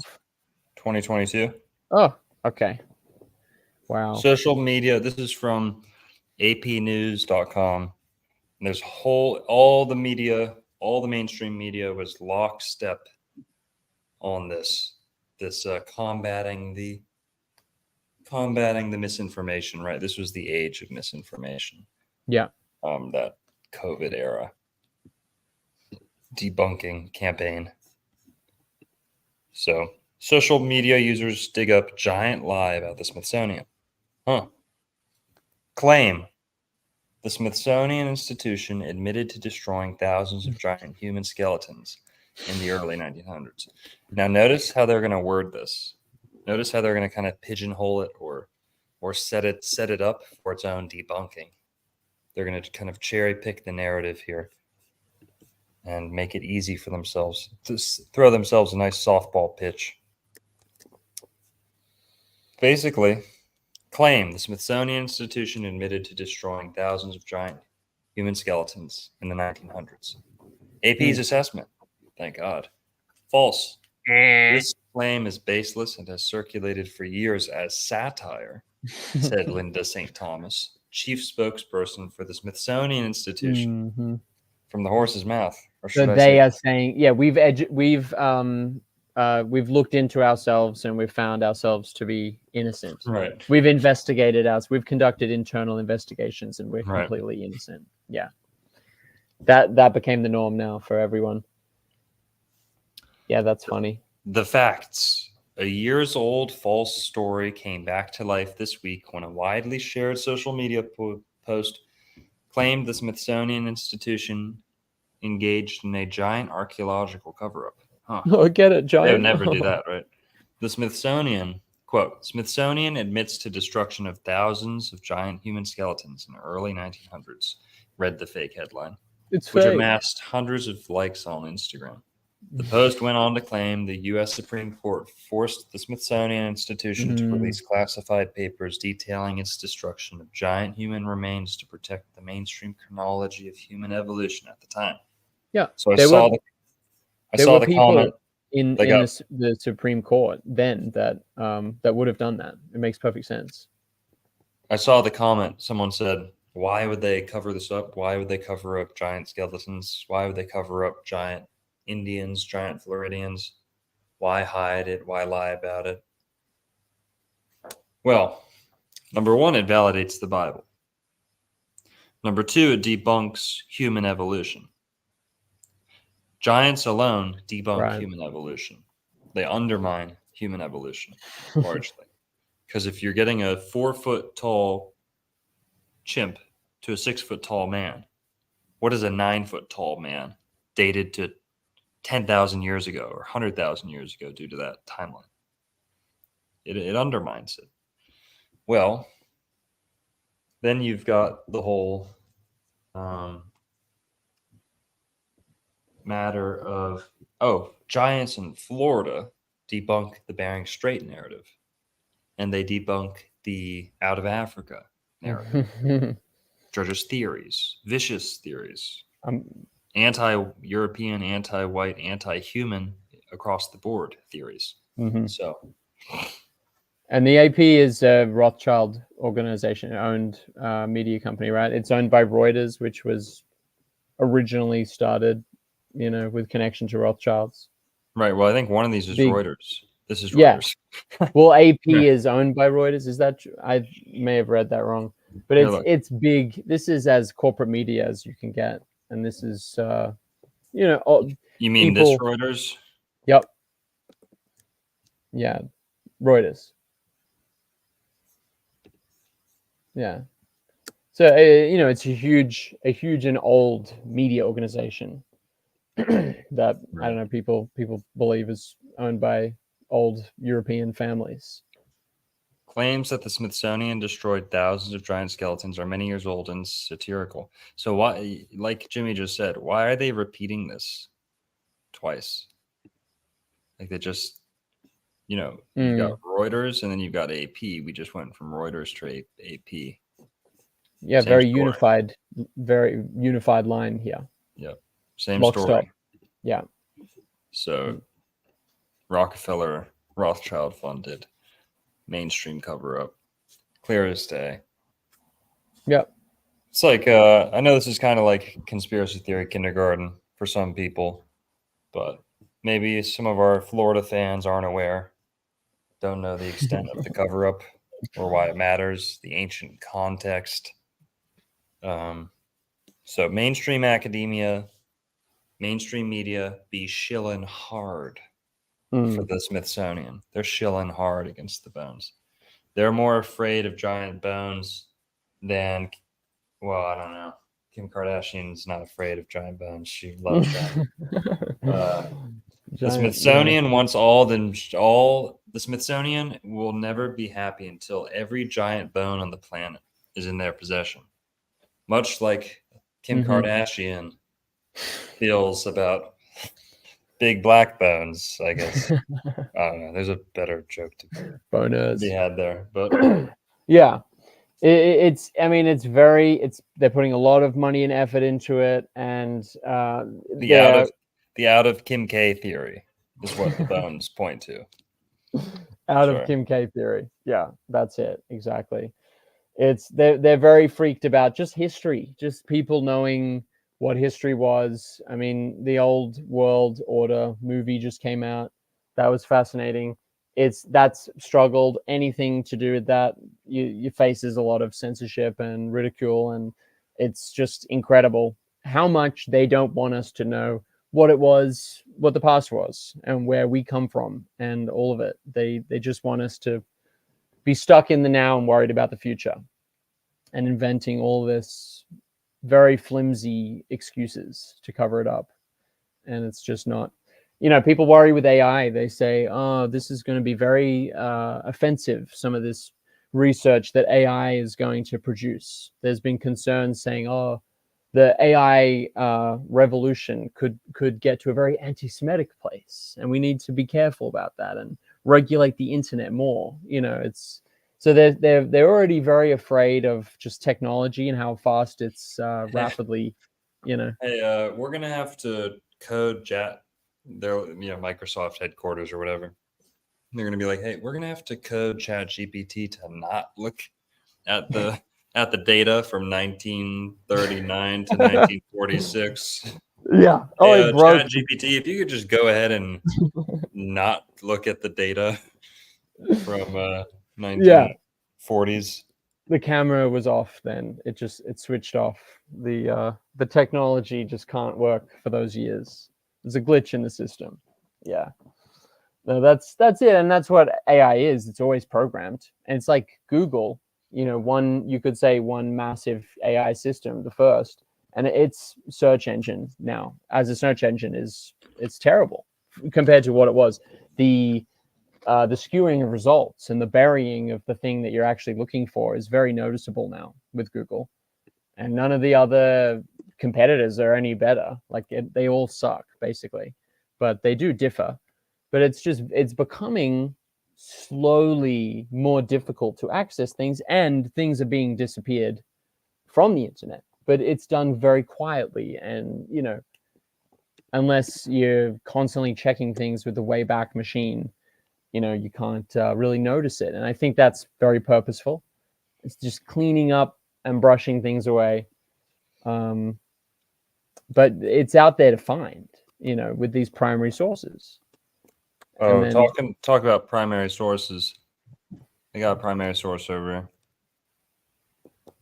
Oh yeah. Sauce. Primary sauce.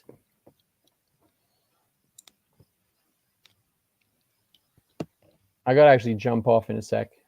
Oh, Gotta get up in the morning. Yeah. I'm gonna be Talk to dreaming Ron. giant dreams though. That's for sure. Wake up with giant bone in your bed. Yeah, that's what's gonna happen. No, this is fascinating stuff. And I mean, yeah, thinking giant thoughts, that's for sure. But get on into this, go for it. Tez. Oh, here. Kennedy? Before you hop off. Yeah. Shout out the oh yeah, those hats. Meetup we got tomorrow night. Right, the hat and the meetup. I mean, tomorrow it's going to be huge in the store there. It's a big old meetup. The sun is going to be shining. There's going to be zero flooding. The weather's going to be perfect, nice and warm, and everyone's coming on down to the store. Drizzy's going to be there. Everyone who's anyone is going to be down. The dancing elephant. tomorrow, 6/21. That is Saturday, July 21st, June 21st. I mean, Yep. it's going to be Summer amazing. solstice party, y'all. Summer Come on solstice down. party. We're Pink having a full moon meetup tomorrow. It's a strawberry moon. That's Strawberry right. moon. Yeah, that's it. Get Yum. your fucking moons right. Yeah. Okay. It's strawberry. That's right. It's going to be a peaches and cream in there, I reckon, at the Dancing Elephant tomorrow. You don't want to miss out. And there may not be any Del Inca books, but you can get on a wait list. Maybe do you have like a whole wait list people to get that book? Doesn't matter. There's a whole lot of good books here for people if they want to buy them. We got a bunch of good Florida books and stuff. There's But literally thousands. come one, come all. All are welcome. No entrance fee. There's going to be music. There's going to be food. There's going to be drinks tomorrow. Here at the Dancing Elephant Bookstore, 6 p.m. to 10 p.m. Come hang out with everyone. And last People one was should a bring. blast. Yeah, the last one. Yes, I just saw a comment that was, bring those flags down. Bring any flag. I think people should just always carry a flag of some kind. Palestinian flags. Yeah. No, he said Confederate flags. Just some Confederate stars. flags. Hell yeah. Just patriotic. Just 420 just friendly South. gathering That's as right. well. People. Green flags. So put the word out, even if you can't make it yourself. Old World Florida meetup at the Dancing Elephant tomorrow. See y'all there. I wish I could come, but I'm just too many states away. Yep, he's in Michigan. Yeah. But get on down there. It's been a pleasure. Will you do me a one sec? Will you cover me for 2 minutes? Oh, sure. Yeah. Okay. Yeah. Go take some tea. Yeah. Your tea's boiled now. It's brewed. You need to go have your tea for sure. All right. So look, I could just start talking about this, but a very interesting discovery. Obviously, the name catches the eye. It's a Kennedy. It's probably not the same political dynasty Kennedy, but it's an Irish man. Strong Irish name and a strong, keen Irish wit and power of discovery. So it seems like this Mr. Kennedy, who shares my name, first name, who had dug in the area since he was but a young teen, found a fossil bone which was displayed at the Vero Beach Museum of Art. Now, if anyone has not been to Vero Beach, I recommend it. It's a beautiful beachside town, lost in time, very quiet, very clean, very peaceful, very beautiful. And it's very charming as well. So anyone hasn't been to Vero Beach, do yourself a favor and check it on out. On it was an etching of a mammoth, trunk, tusks, and all. If real, it could be one of the earliest pieces of art in North America. A scientific evaluation at the University of Florida concluded with a Smithsonian agreement, our friends once again, that it was probably real. However, Kennedy sold the bone, but to whom and where it remains unknown, so it is lost to further scientific scrutiny. Although the Kennedy bone is unavailable, it revived interest in the old Vero site. So it's gone, but the Smithsonian totally didn't do it because they gave it the nod and they said, "Oh no, it's real." And then it mysteriously lost because he sold it. Well, who has the most money, right? Smithsonian always would rock up to every corner of this entire continent and offer millions, the equivalent of billions to some people to just shut it, to just hand over the bones or the find and keep zipped. So they had cash. In 2010, the El Vero Ice Age Studies Committee was formed by local citizens to reinvestigate the site. So they gave it another crack. Susan Grandpierre, perhaps another giant French woman, was the founding chairman, later former city councilman Randy Old. That's It's obviously a real name, but it's a funny one. How you Randy Old. feeling, Randy? Old? He's not just old, but he's Randy. He's not any old. He's Randy Old. He's a He's randy old dog. I'll tell Randy you. Old Dog. Randy Old Sea Dog. Like, if that's his person name, what is his boat's name? Like, that's like a naughty boat name for a crusty He's the old councilman Floridian. too. Councilman. Everyone voted for him. Yeah, of course, because it's hilarious. As if you wouldn't. I would vote for someone with a funny name. Anyway, the chairman of the board, and he's Randy, and he's old. He got Andy Hemmings, much more normal name. Look, this bone's got a mammoth on it. Okay, it was sold. I think the Smithsonian bought it, or a very old banking family with a lot of money, probably because they print the money, so it doesn't, because he's not just selling it for popcorn, is he? Maybe he was pressured to, these people, they always sell, and you'd think that maybe one or two of them might have said no to every offer, made a big stand, but maybe it's tricky to do that. Anyway, I'm going to head off, but have a lovely evening, and thanks for having me on. Appreciate you joining. We're just getting started here. Yeah. We're gonna kick on the motherfucking music, yeah? Yeah, sounds good. Some giant tunes. But yeah, I'm going to catch up on it tomorrow. Have a good one, everybody. See you, chat. See you later. Peace, James. Jimmy Stingray, everybody. We're just getting started here. We got a lot more material to get through. 520 in the chat. Thanks, everyone, for being here. Appreciate it. He was just looking at some Bureau Man findings. This is Bureau Man. I just wanted to show you. We were just talking about the Smithsonian and cover-up, giant bones cover-up. Now, were they actually doing that? Like we were showing, the mainstream media is really covering for them, saying, no, that was all just hoaxes. That was all just,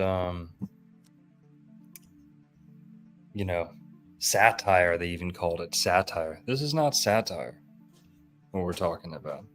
Not satire. So, Smithsonian.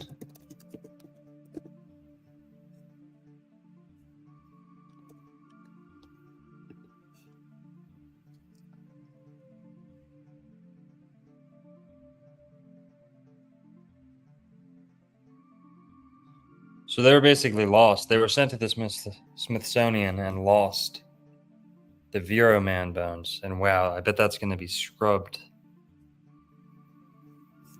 from the internet. Go back and look through my older videos. You can see it plain as day. But,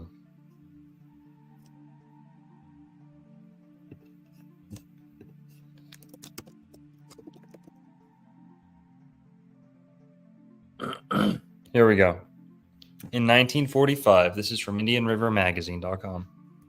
In 1945, an archaeologist at the Smithsonian inspected the skull of Vero Man and discovered that it was a woman. The old Vero Man name was no longer appropriate. Oh, how fitting. Then the skull disappeared with no explanation. This is a skull in Florida that they were thinking may have been 120,000 years old. Let me go look. Here, got a whole nother file here. Gonna bring up, bear with me as I switch screens here. Here we go. This is my Vero Man file. This is where they found the bodies.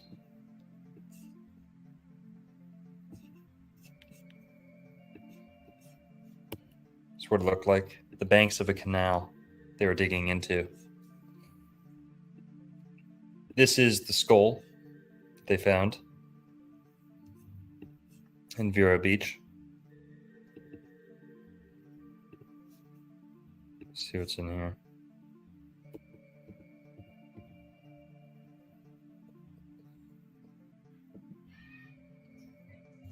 Oh, Dr. Alice Herdlicka and the Vero Man. Yeah, so Alice Herdlicka is the number one giant denier.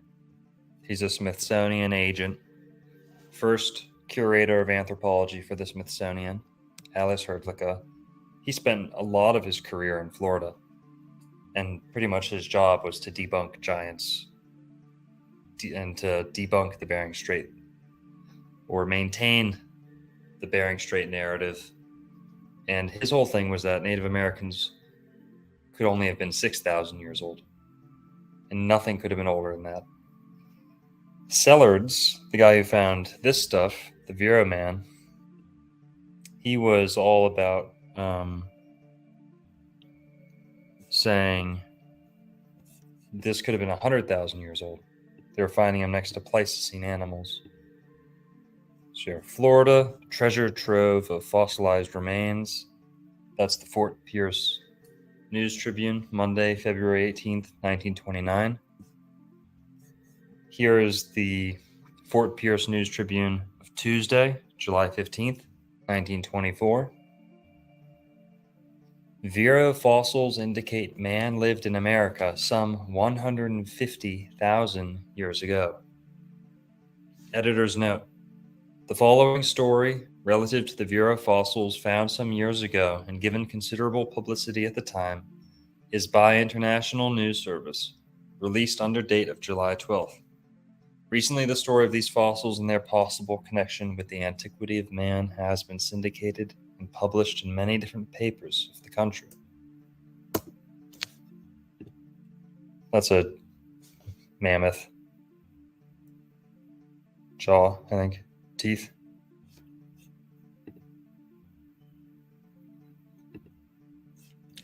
Giants inhabited. This is the New Smyrna Daily News, Friday, January 5th, 1917. Giants inhabited Florida in the year 123,084 BC. State geologist. Yeah, this guy was the head geologist, the state geologist of Florida. Sellards and Professor Hay concur in opinion after study of fossil found at Vero, say men grew 12 feet tall.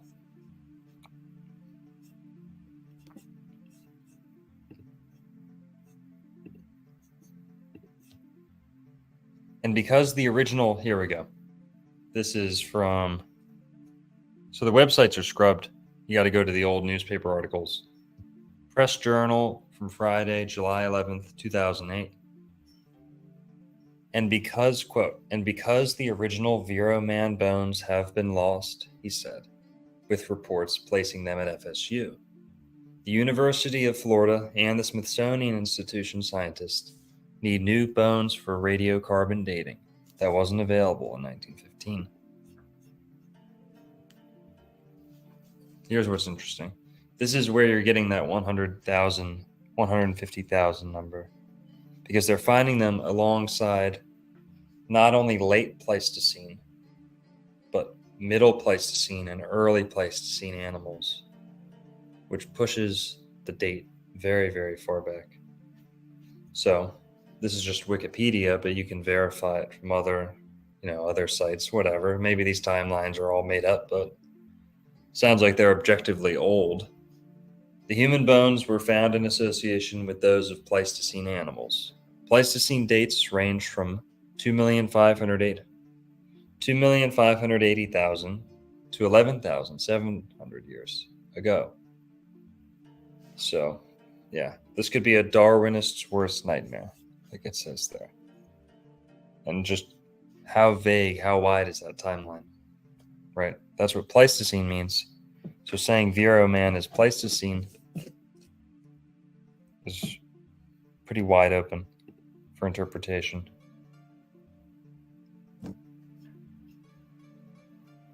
Carved bone depicting a mammoth found near the site of Vero Man has been dated to 13,000 to 20,000 years ago. So, they dispute the ages on this, but they're pretty dang sure that this debunks, undermines, adds an asterisk to the Bering Strait theory, because this would have been before, even at the most conservative estimates, the Vero Man findings would have been before too early for the accepted Bering Strait timeline with the melting of the glaciers and stuff.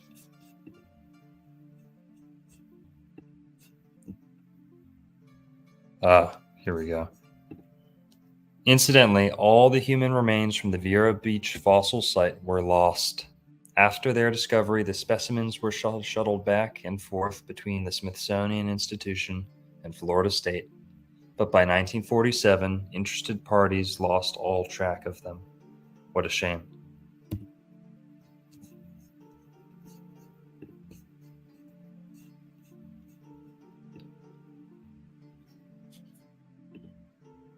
Vero Beach Centennial reported on it. Of course, now, as of 2018, they're coming out with things like this. Old Vero Man not as old as originally thought after archaeologists analyze artifacts. Okay, that's convenient. MAI dig suggests human presence at old Vero Man site. Were he alive today, E.H. Sellards, Florida State geologist in the early 1900s, would likely have reveled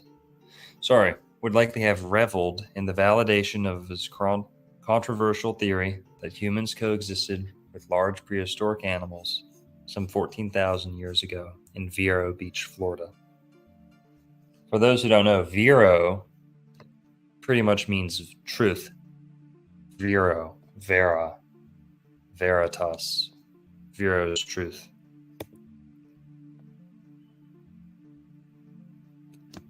Now, listen to this. This is the guy that Alice Herdlicka specifically was going after Sellards and his lackeys. Going after Sellards. The goons, the Smithsonian goons, Smithsonian thugs. And I believe if I'm not mistaken, Sellards left his position. He gave up his post, left his position, because the backlash was so brutal, even from professionals. Look it up. I think that's all. I've got a lot of that in a Vero Beach video that hasn't come out yet. It's been sitting on the back burner for a while. But whatever. Quote, "It's taken more than 100 years, but now we know that Sellards was right," he added, crediting rigorous excavation protocols and new technology that enabled investigators to proceed with a precise understanding of the site's geology, an advantage Sellards did not have. Further, radiocarbon dating of the soil, where much of the cultural materials have been found, in all 170 species of plants and animals from MAI and earlier investigations, goes back 13,000 to 14,000 calendar years, making Vero the oldest terrestrial archaeological site in all of Florida and one of the oldest in the entire southeast United States. So even at the most conservative mainstream estimates, it's still older than the Bering Strait, accepted Bering Strait timeline. Now, another little tidbit in here, Vero's new claim to greatness. Vero, the town which Davenporters are making one of the live cities on the Florida East Coast line, continues to come to the front. Organization of its brass band was completed last week. It has been taken in the movies, and it has been put in its petition for a rural route. The first in that neighborhood. Moreover, fossil forms of a man and woman have just been discovered there, and the editor of the Vero Beach Bulletin insists that this is convincing proof that Vero was the original Garden of Eden. In proof, it is declared that they can grow anything at Vero that grew in Eden, even to the snake, and the conclusion is arrived at that Vero will soon be as famous for its dead ones as for its living ones, or live ones.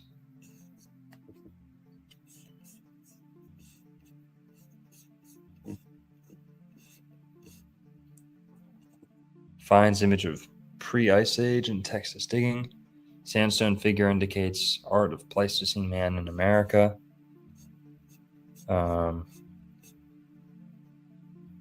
Yeah, 25,000 I see in there. Who knows? Unrelated.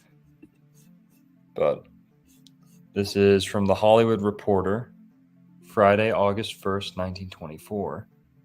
Florida in the scientific limelight. Continued from page 5. Relics still remain. Oh, I don't know. I'm out of order here. Right. Just more about the Vero discovery.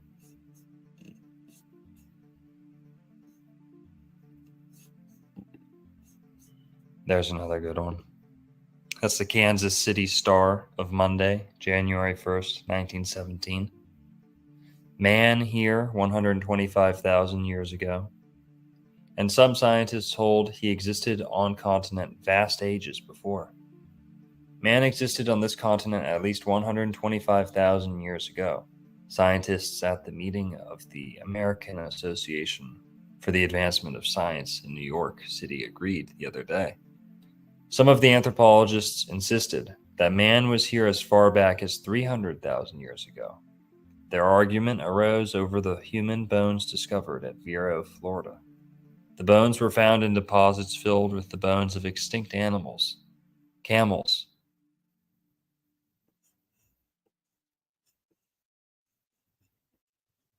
Well,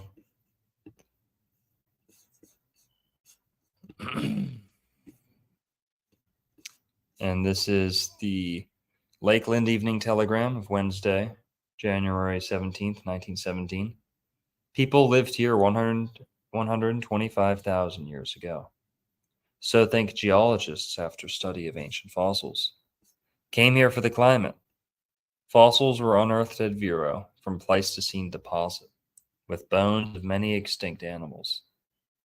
That what is now St. Lucie County was inhabited by giant human beings fully 125,000 years ago, when practically all of the North American continent, except Florida, was covered over by a huge iceberg extending all the way up into the very Arctic regions, is the opinion of Dr. E.H. Sellards, Florida State geologist, and Professor O.P. Hay, research associate of the Carnegie Institute, Washington.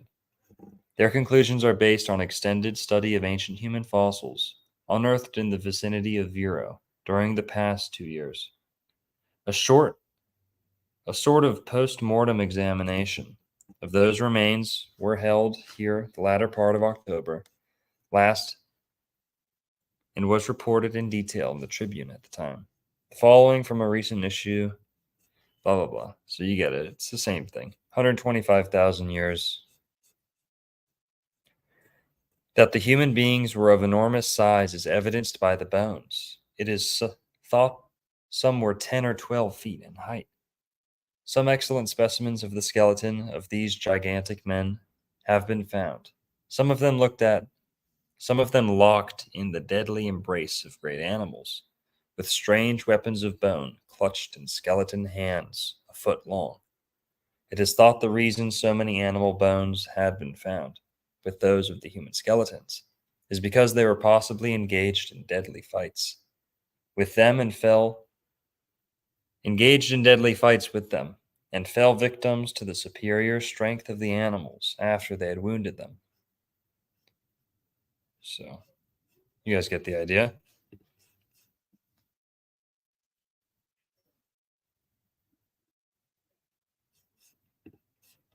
Here, let's get some tunes going. Shout out to Rustin Gross. He's going to be at the meetup tomorrow. Some fire track in the background. So he addresses the Bering Strait theory. You guys get the idea. Oh, there's a lot more.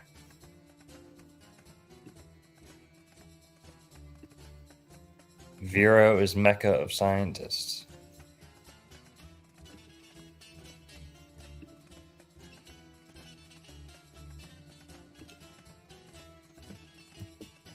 So yeah, I got a lot of videos prepared there. See giant mammoth leg.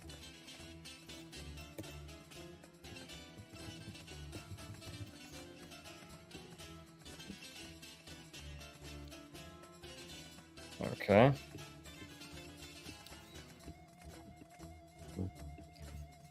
So, all right. So we pretty much proved the Smithsonian at least misplaced some of the bones. So can they quit gaslighting the American public? I mean, hey, pretty toxic. Smithsonian, not a good look. They were busted in other stuff. They've had a couple sex scandals. They had the whole Wright brothers from the very beginning of the Smithsonian. They had the Wright brothers and Glenn Curtis getting into a battle over some of the earliest airplane patents, right? So, you know, Smithsonian's been embroiled in scandal for a long time. And I wouldn't trust their debunking on the giant issue. Okay, I think I'm preaching to the choir anyway. But we got some other cool stuff. Smithsonian claims, right, this is the gaslighting I'm talking about, the debunking campaign. All right, we did away with that. So,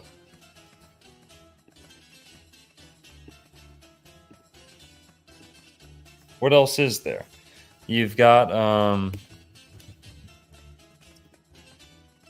you know, more articles like this, tons of articles. You could spend hours going through the articles. But I really only read the ones with the big headlines that you can see from afar.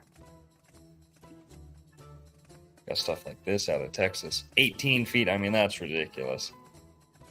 Not in a bad way. You know, could be real. Who knows? But that's insane. I've never heard of any in-person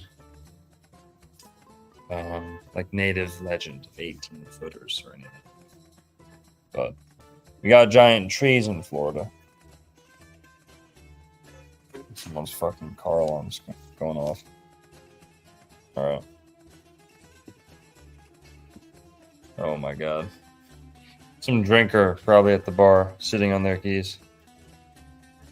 Happens all the time.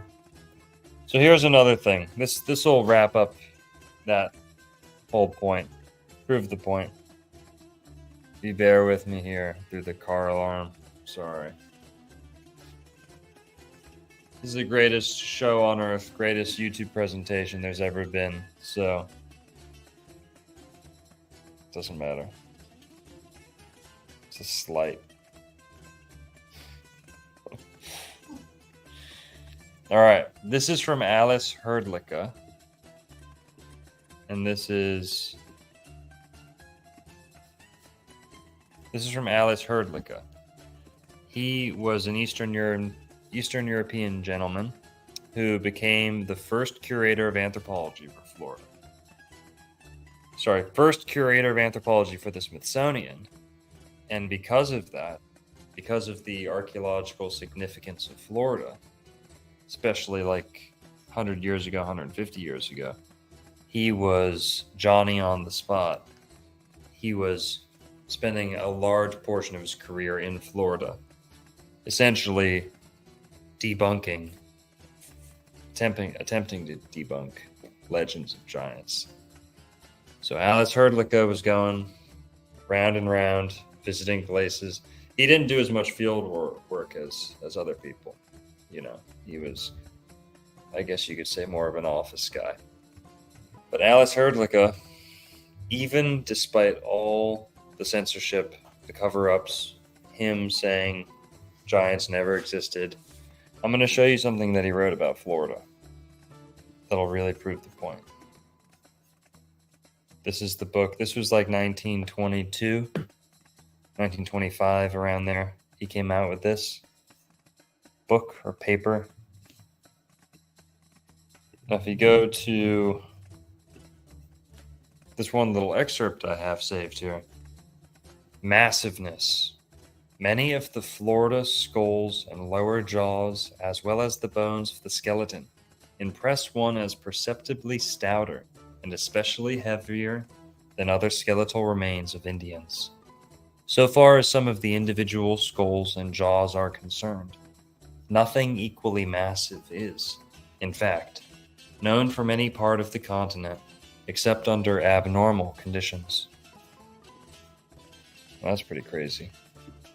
So it's the number one anti-giant agent that the Smithsonian sent out. And even he has to concede because there's no stopping the truth from getting out. They can minimize it the best they did, but they had to admit it to some extent. That's what this is. Massiveness. Dr. Longo knows a thing or two about massiveness. Okay.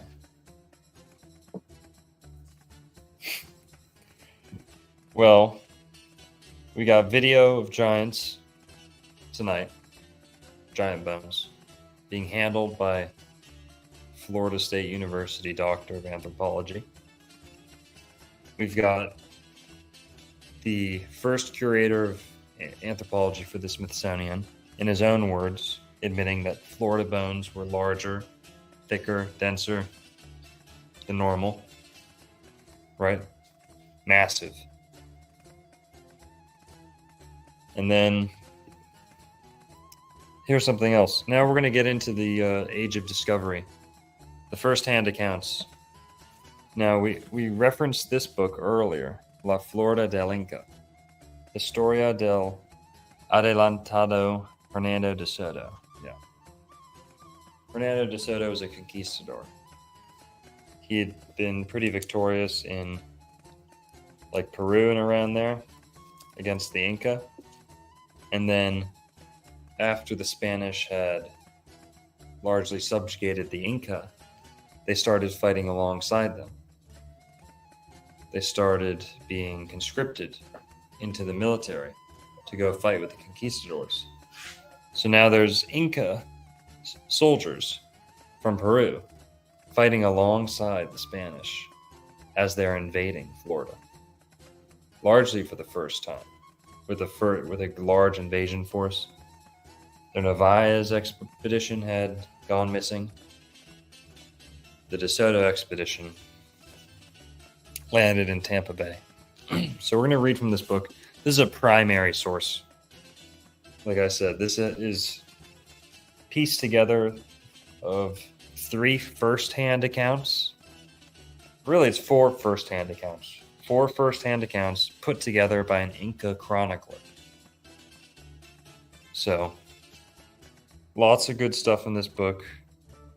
They talk about the natives being tall, unusually shaped, dressing unusually.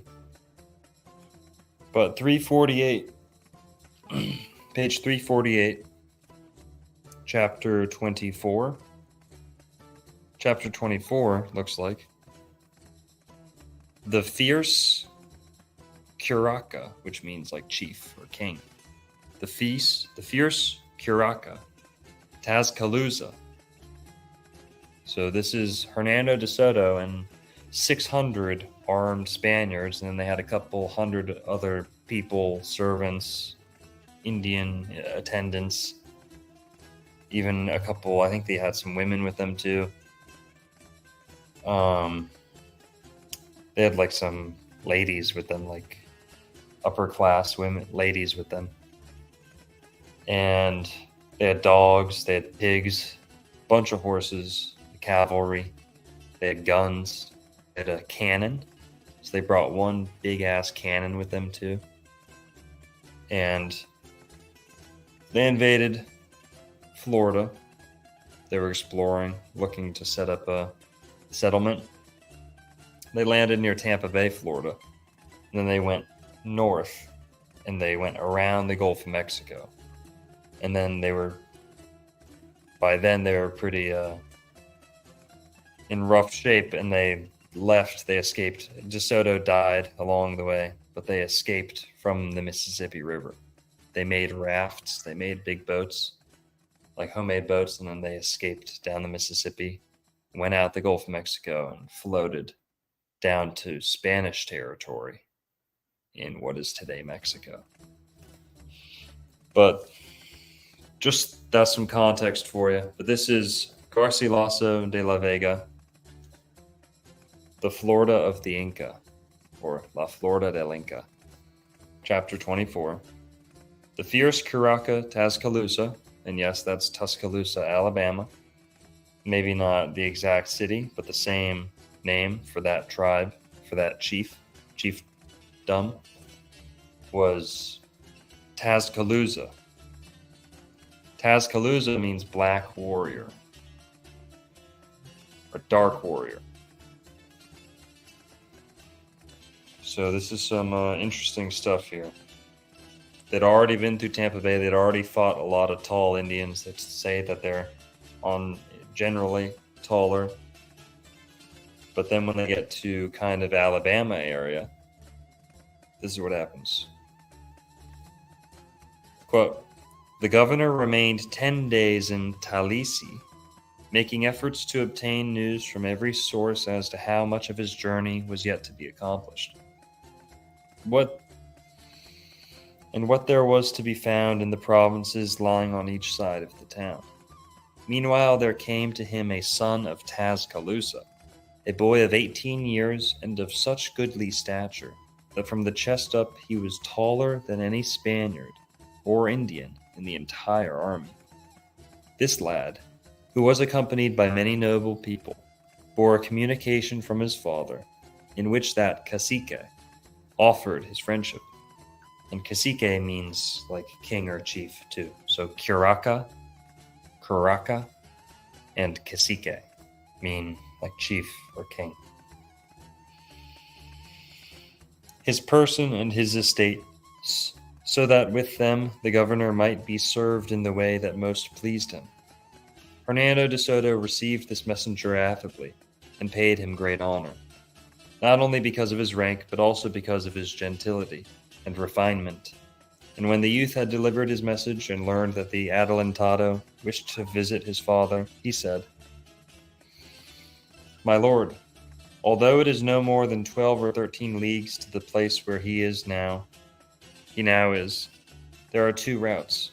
I beg your lordship, therefore, to have 2 Spaniards go there by one route, and return by the other, in order that they may ascertain which is better for you to use. I myself will provide guides to direct these men and bring them back safely.' Thus it was agreed, and one of the men who set out to explore the 2 roads was Juan de Villalobos. He it was who had gone to examine the gold mines where nothing but brass had been found. He was always most eager to be the first of his companions, to see what there was in an exploration. He was so fired now with this passion that he offered to travel each route 2 and even 3 times.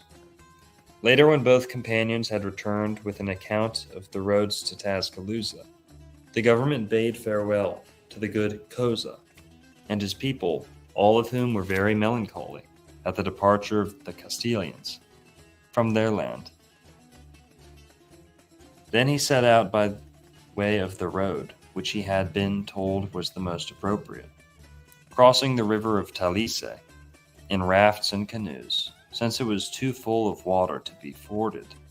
He traveled on for 2 days, coming very early on the 3rd day in sight of the town where the curaca Tascaloosa was. This was not the principal town of his state, but another. Now when Tascaloosa learned from his runners that the governor was approaching, he went forth to receive him at a place on a high little hill outside the town, an eminent spot from which much land could be seen in all directions. In his company he brought no more than 100 noblemen, but they, conforming to the native dress and customs, were well adorned with great feather headdresses and rich robes of different linings.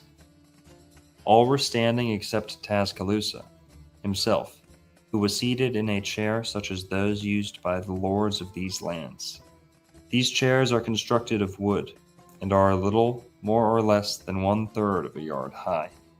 They have a small concavity for a seat, are without backs or arms, and are all of one piece. Quite close to the chieftain, a standard-bearer carried a great chamois banner, which was yellow, with 3 blue bands separating one part of it from another. and which was made in the same shape and form as the banners borne by troops of cavalrymen in Spain. It was a novel thing for the Spaniards to encounter military insignia. For up until this time, they had not seen the standard, banner, or pennon. The physical measurements of Tuscaloosa were like those of his son, for both were more than a half-yard taller than all the others.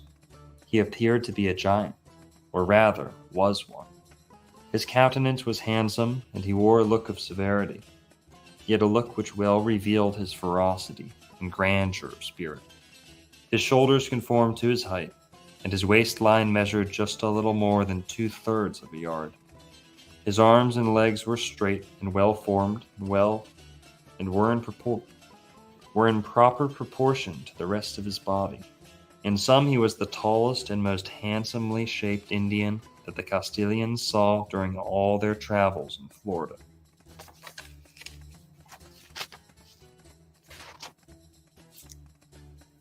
So they go on to explain how they couldn't even fit him on a horse because his feet would hit the ground. And they couldn't find him a horse that was strong enough to hold him up.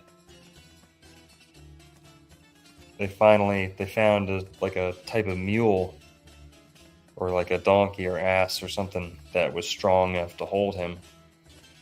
But again, his feet dragged on the ground, so he had to sit a different way.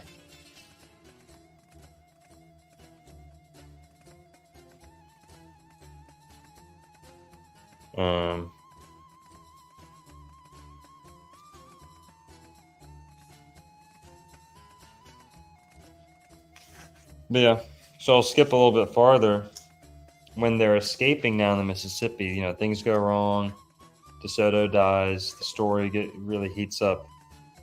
But then chapter 10 of book 6, so sorry, we were on chapter 24 earlier. And that was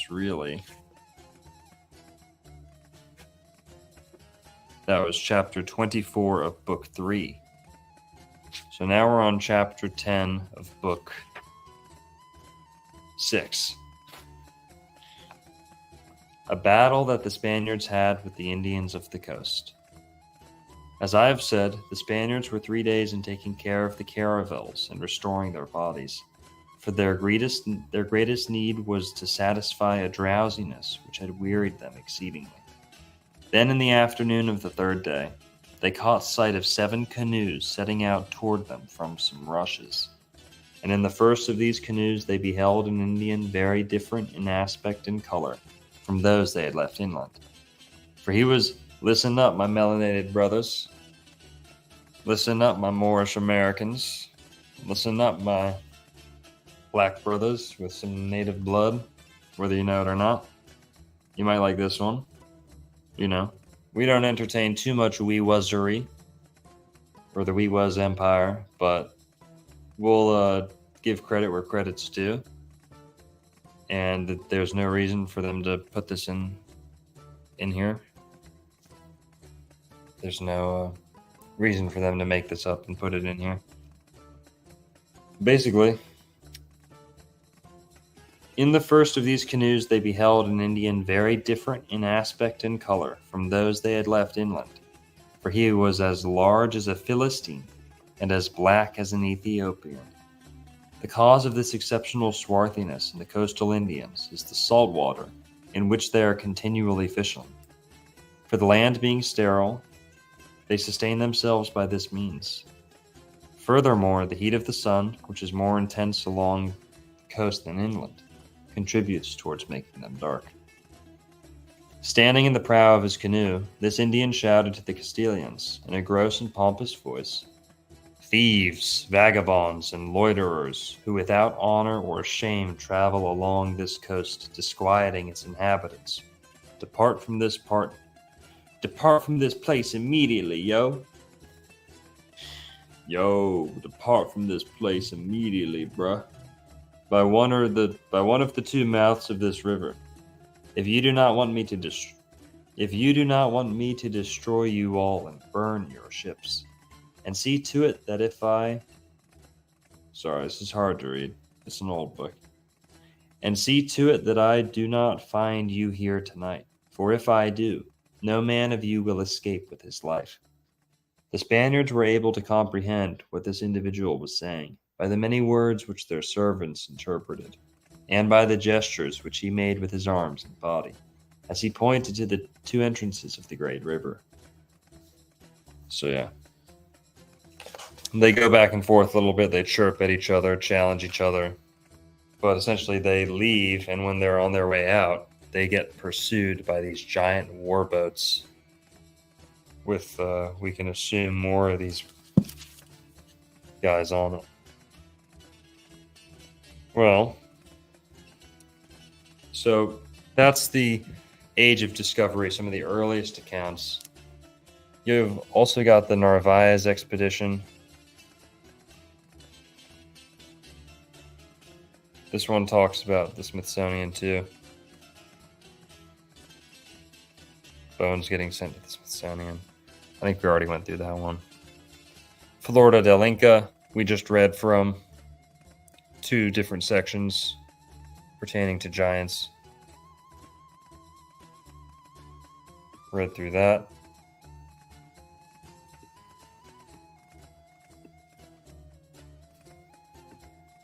Well, let's see.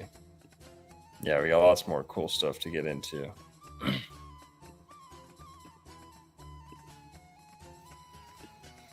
But, it's not just old stories. The Europeans who came here, the Spanish, the French, when they showed up, they weren't just making stuff up. That's why we mentioned that this chronicler was an Inca gentleman. He had no incentive to lie about what was in the Americas. He's from the Americas. Here we go. Now we're going to talk about the Timucua.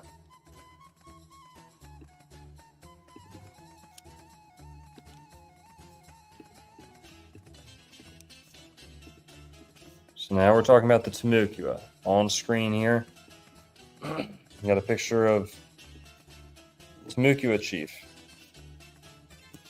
in northeast Florida, like Jacksonville area. They've got a memorial, like a replica of this pillar over there that you can go see, this monolith. But this is the French Huguenots with the Timucua in northeast Florida. And this is a engraving, a first-hand account, reproduction of a drawing, painting or drawing made by one of these French Huguenot explorers, made into an engraving or like a woodcut or something. And that's what we're looking at here. But this is pretty much a first-hand account, first-hand depiction. The Floridians worshipped the column set up by the captain on the first voyage. We're going to skip down to the bottom part here. This Chief Athor is an extremely handsome man, intelligent, reliable, strong, of exceptional height, exceeding our tallest men by 1.5 foot, and endowed with a certain restrained dignity, so that in him a remarkable majesty shone forth. Now here's where it gets weird. He married his mother, and by her raised more children of both sexes, whom he produced for us by slapping his thigh. And indeed, after she had been betrothed to him, his father, Satoriwa, did not touch her anymore. That's nice of him. So, also another thing, remember in the Bible it talks about giants and old men, men of old renown, men of old.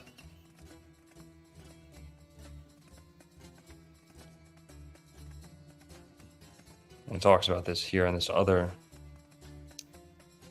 plate. However, although they hold great feasts in their own way, yet they are temperate in their eating, as a result of which they live for a long time. For one of their chiefs assured me that he was 300 years old, and that his father, whom he showed me, was 50 years older than he.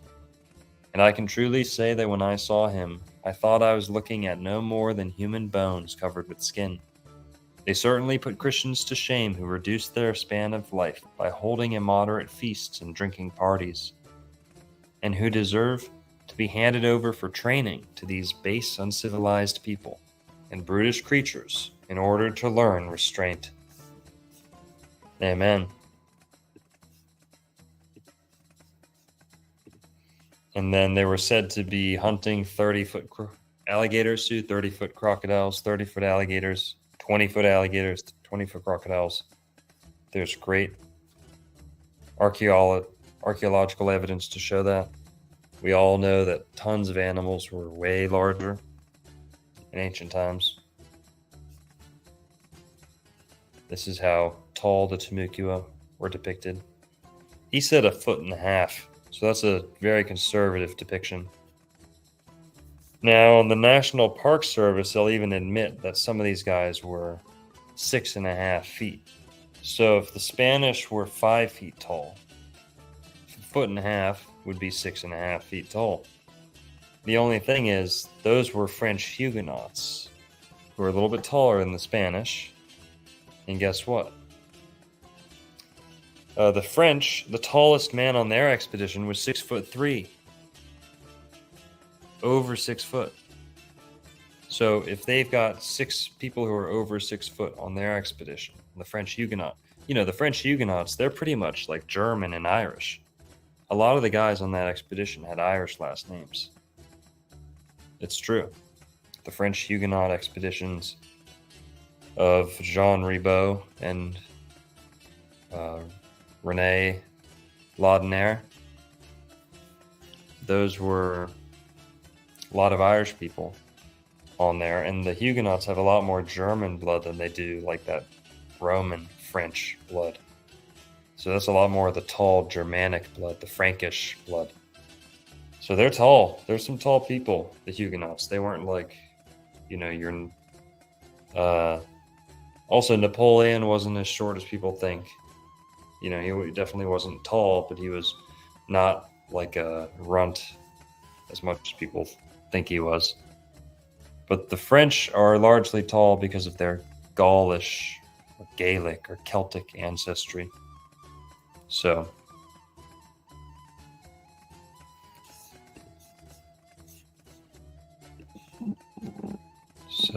yeah. Remember, if this is what they're admitting, if the National Park Service is willing to admit 6.5 feet, I think we can safely assume that it ranged higher than that. This is Willie Brown, a landowner in Northeast Florida, who routinely unearthed abnormally large bones. There's some articles on that you can look up. I don't know if those are abnormally large bones. Maybe they are, maybe they aren't, but he did find them a lot. There's articles about that online. This is the Narvaez expedition. Don't remember which paper this is off of, but it's a first-hand account from the Narvaez expedition. As a people, quote, so handsome as I have seen. The Indians are all archers, ruefully reported a survivor of the 1528 Spanish march into northwestern Florida. They appear at a distance like giants. The bows they use are as thick as the arm. They will discharge them at 200 paces with so great precision that they miss nothing. Panfilo de Narvaez's 300-man expedition had reason to be impressed with the Timucuan warriors. Opposite, they encountered. Slogging through snake-infested swamps and forests in search of gold. The Spaniards kidnapped guides and looted food supplies. Timucuan bowmen, nearly invisible behind trees, retaliated, firing at stragglers with deadly effect. Their reed arrows, tipped with snake teeth, bone, or flint, penetrated 6 inches of wood, or skewered from side to side soldiers in chainmail.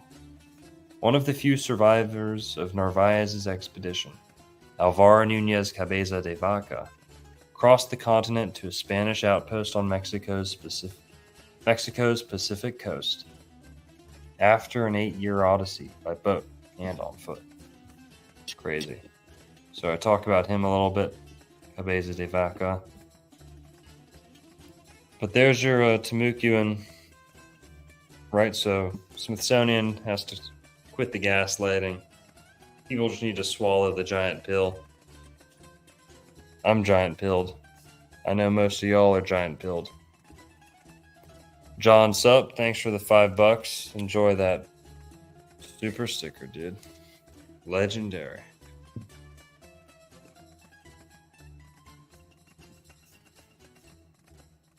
Well, let's see what else. So, the age of discovery. Plenty of giants still 500 years ago, 400 years ago. The Timucua were, seems like on average, 7 feet, if not much taller. So, something else is people would say, well, maybe that was all fake. You know, I don't believe that. I don't believe that.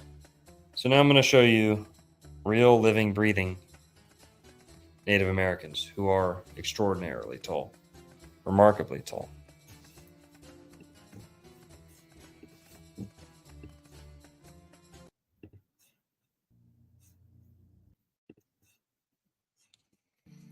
This is going to come to us. These are going to be Seminoles.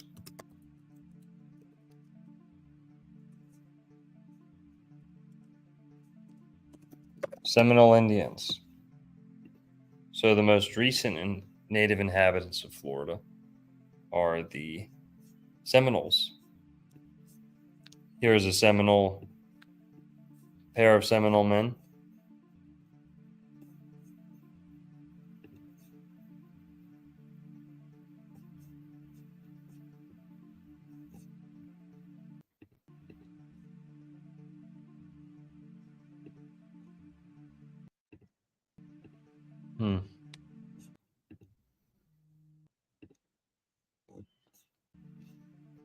So yeah, Seminole Indians, Florida Seminoles.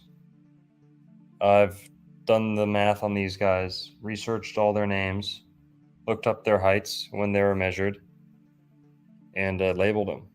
You can see how tall these suckers are. Not suckers.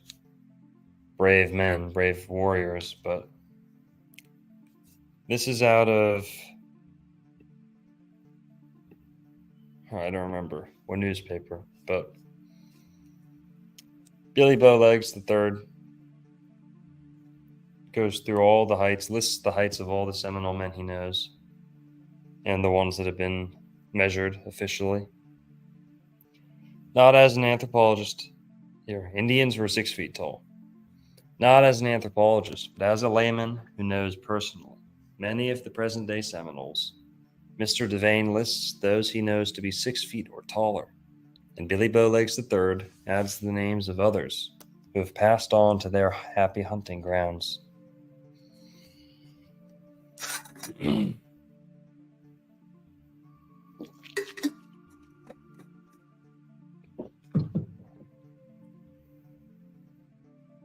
Chipko was about 6'2" or 3 inches tall. His brother, who was the first chief of the Seminoles in Oklahoma, called Long John, was 6'6" tall. His brother, who was the father of Chief Tallahassee, was over 6 feet. His niece Martha Tiger was almost 6 feet, and of the 3 Tom Tigers, all were over 6 feet. Captain Tom Tiger was 6 feet 6 inches and weighed almost 300 pounds, according to his son Naha, who recently died. Billy Bowlegs III says that these Seminoles, now deceased, were 6 feet and over. Old Cypress Charlie and his 4 sons, Whitney, Wilson, Futch, and Charlie Cypress, Old Charlie, and son, Sam Huff, Big Charlie, 6 feet 4, Coffee Gopher, Tom Jumper, Josie Jumper, Charlie Peacock, and his brother, John, Tommy Doctor, and Jimmy Doctor. Quote, those living whom I can recall are Reverend Henry Cypress, 6 feet 4, Sam Toney, Jack, John, and Frank Tommy, and their grandfather, Old Tom. Jumper, Tom and Morgan Smith, the largest man among the Seminoles.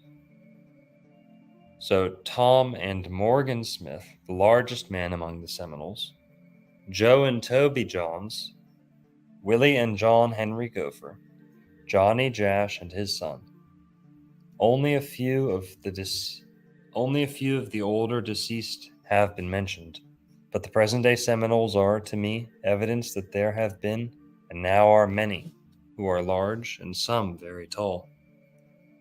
And at the end here, a few years ago, former Sheriff Wiggins of Glades County built a home on a mound within his pasture. The site is about 3 miles from the old ceremonial mound near Fort Center on Fish Eating Creek, which is the highest soil mound in Glades or Highlands County. The mound was in the marsh and evidently was a burial mound. When excavating for the foundation and septic tank, he uncovered large leg and arm bones. He estimated the people were near 7 feet tall. There seems to be ample evidence that Florida was once populated with many very large and tall people. All right, so let's quit the gaslighting, Smithsonian. Nail in the coffin. It's been proved. We've got photographic evidence, film, video evidence, plenty of journalism about it. Sheriffs, Smithsonian themselves. Come on, case closed. What else we got? This is from, I think, like some national study of Native Americans or something, but I'm sure I provide the sources on these in other videos. Just backwards, reverse search them if you really want to know where they're from. Physique of the men. Physically, both men and women are remarkable. The men, as a rule, attract attention by their height, fullness, and symmetry of development, and the regularity and agreeableness of their features. In muscular power and constitutional ability to endure, they excel. While these qualities distinguish, with a few exceptions, the men of the whole tribe, they are particularly characteristic of the 2 most widely spread of the families, of which the tribe is composed. These are the Tiger and Otter clans, which, proud of their lines of descent, have been preserved through a long and tragic past with exceptional freedom from admixture with degrading blood. Today their men might be taken as types of physical excellence. The physique of every Tiger warrior, especially, I met would furnish proof of this statement. The Tigers are dark, copper-colored fellows, over 6 feet in height, with limbs in good proportion, their hands and feet well-shaped and not very large, their stature erect. Their bearing a sign of self-confident power, their movements deliberate, persistent, strong. Their heads are large and their foreheads full and marked. An almost universal characteristic of the tiger's face is its squareness. A widened and protruding under jawbone, giving this effect to it. Of other features, I noticed that under a large forehead are deep-set, bright black eyes, small, but expressive of inquiry and vigilance. The nose is slightly aquiline and sensitively formed about the nostrils. The lips are mobile, sensuous, and not very full, disclosing when they smile. Beautiful, regular teeth. And the whole face is expressive of the man's sense of having extraordinary ability to endure and to achieve. 2 of the warriors permitted me to manipulate the muscles of their bodies. Under my touch, these were more like rubber than flesh. Noticeable among all are the large calves of their legs, the size of the tendons of their lower limbs, and the strength of their toes. I attribute this exceptional development to the fact that they are not what we would call horse Indians, and that they hunt barefoot over their wide domain. The same causes, perhaps, account for the only real deformity I noticed in the Seminole physique, namely the diminutive toenails and for the heavy, cracked, and seamed skin which covers the soles of their feet. The feet being otherwise well formed, the toes have only narrow shells for nails, these lying sunken across the middles of the toe cushions of flesh. The middles of the tough cushions of flesh. Blah, blah, blah. Even among the children, this physical superiority is seen. There are, as I have said, exceptions to this rule of unusual physical size and strength, but these are few. So few that, disregarding them, we may pronounce the Seminole men handsome and exceptionally powerful. Well, what do they look like?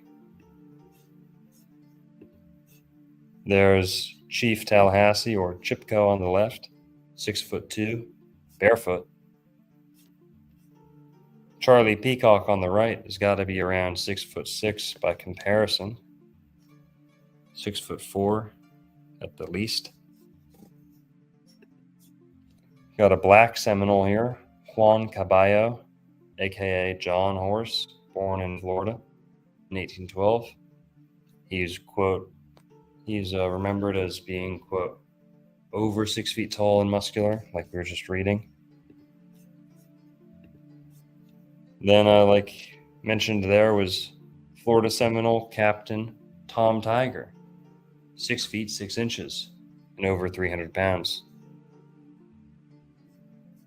He's like, looks very Gaelic, looks very Celtic.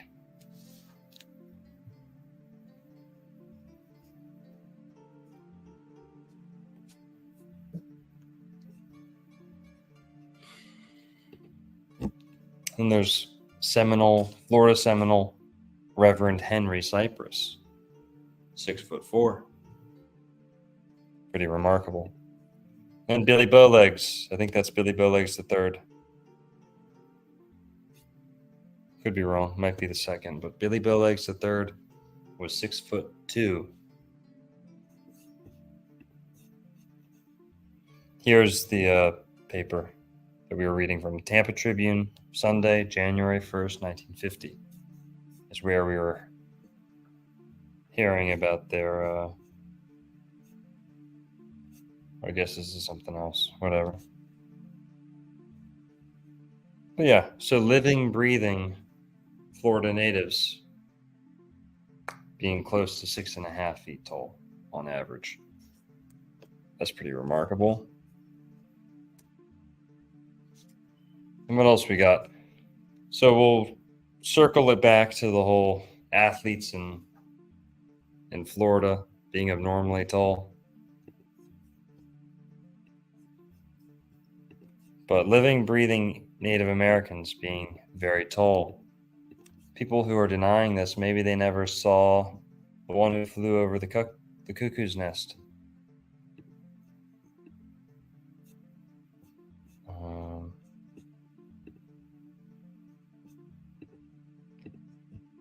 Boom. Oh, nice. John Sup, thanks for the $2. It's another super sticker. Enjoy that.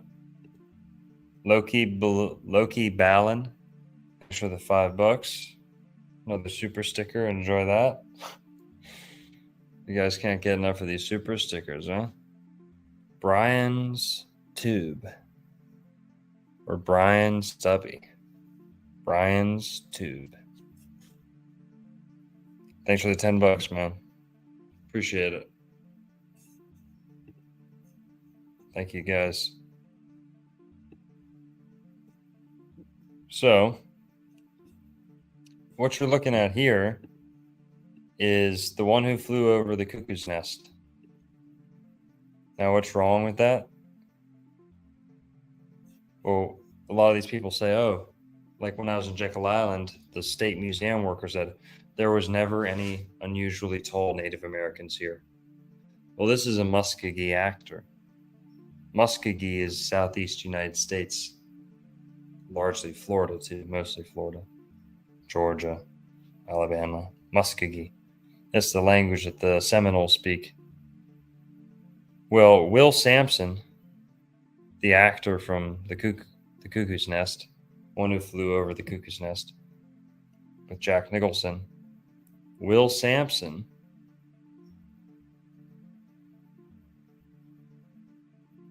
Are the stickers for me? I don't know that.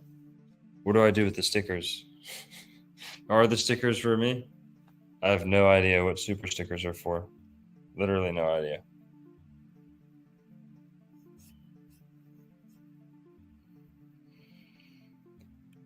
Well, whatever. Will Sampson was this actor. He was 6'7", as you can see. Very, very tall guy. Super tall guy. He was a Muskogee Indian. Very close to the Seminoles. So you can see how tall these guys were.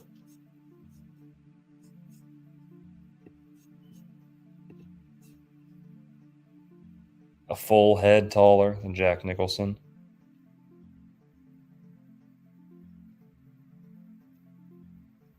Right?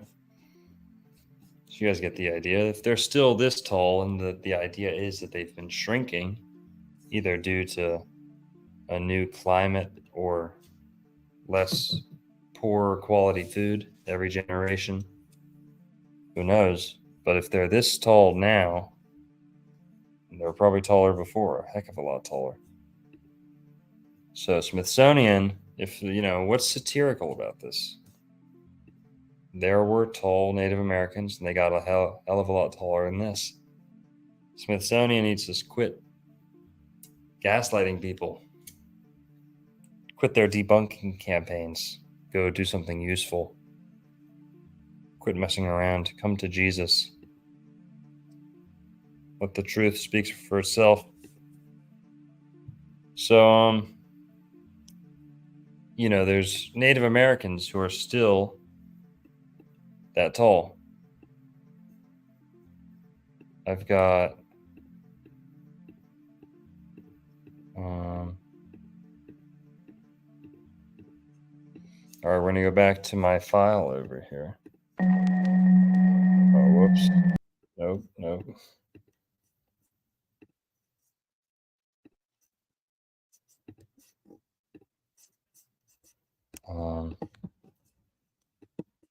Give me 1 second here, guys. Bear with me.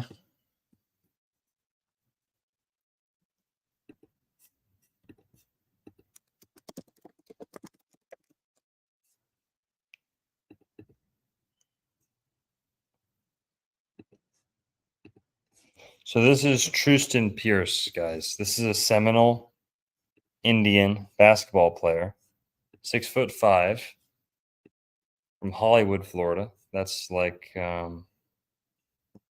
north of Miami, in between Miami and Fort Lauderdale. 6'5" Seminole who had a promising career, could go to the NBA. He got into some trouble though, like off the court stuff, and kind of lost his chances, but very talented guy, promising career.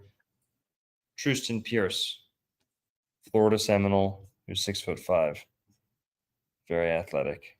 So they're still living and breathing, guys. Florida Giants.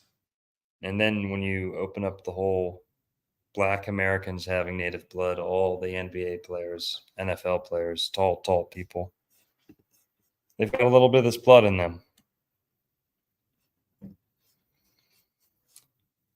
Now, speaking of basketball, right, you've got this Olivier Rioux, gentlemen. So let's get into that.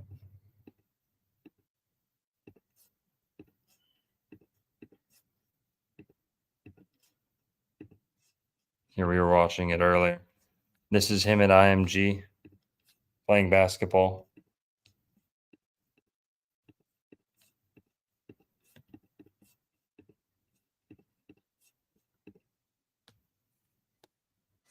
Boom. Is he still on the field? Is he not there anymore? It looks like they took him off the court. Here we got another video that we're reacting to, YouTube. Just reacting.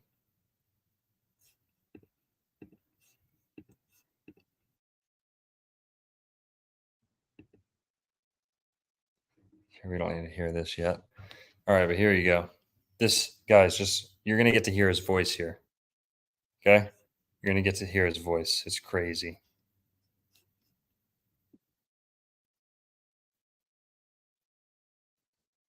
Olivier Rioux in Florida. Playing at IMG, you get to hear his voice right here. Pay attention, guys. Ears up.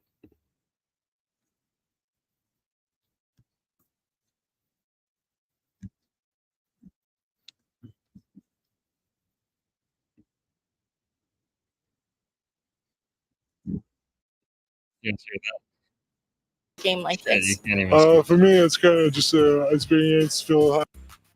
DMV Hoop Session presents the 2024 All right, you're about to hear it here. All-Stars versus the Capital All-Stars All-Star Game. Show me a thumbs up. Also reporting for Scholar Athletes Sports Network, and today we are here at Cooler Senior High School, the Capital Classic practice. I'm here with Olivier Rioux, University of Florida commit, and you go to IMG Academy. How are you doing today? Very good. A little bit tired. Just Let's got done hear with practice. Awesome. So what does it mean to play in such a historic game like this? For me, it's kind of just an experience. Feel how everybody is, and right now, like, enjoy it. But Saturday, we're going to play. Now you're 7'7", well, you're 7 feet tall. So talk to me about, like, you were moving pretty quickly out on the court. Talk to me. How do you train, like, to move as quickly as possible, like other guys? So pretty early, like around 13 years old, I trained myself to athleticism and running, which helped me in the future. And that's pretty much. Okay. So what were some of the conversations that Coach Scott was talking to you guys today? Like, what advice have you gotten from him going into Saturday's game? Take your time. It's okay to make a mistake. Just know how to go back or go forward. That's good. So what type of chemistry have you guys been able to, even though it's the first day of practice, like how was the chemistry today and what did you guys work on? I mean, it looked good for me. Like, I mean, everybody knows each other from internet or like some type of stuff like that. And it's really like hard to like I don't know everybody's name, but like it's hard. It's going to be like, yeah, good job, man, or whatever. But I feel like it's going to be better at some point. And tomorrow I'll be working on it. Awesome. Guys, he's not 7 foot. He's 7'7" here. He's 7'9" today. So he's measured at 7'9". today. Watching DMV Hoop Session. DMV Hoop Session. For you, and you're watching Sports Network, and stay tuned for the Capital That's crazy. Classic on Saturday. I'm Olivier Rioux, and you're watching DMV Hoop Session. Yeah, his voice is going to get deeper. Well, he's at home in Florida, but we've got another famous Florida giant in the house. You know, we all remember when Shaq came to town. I almost just called him Sack right there.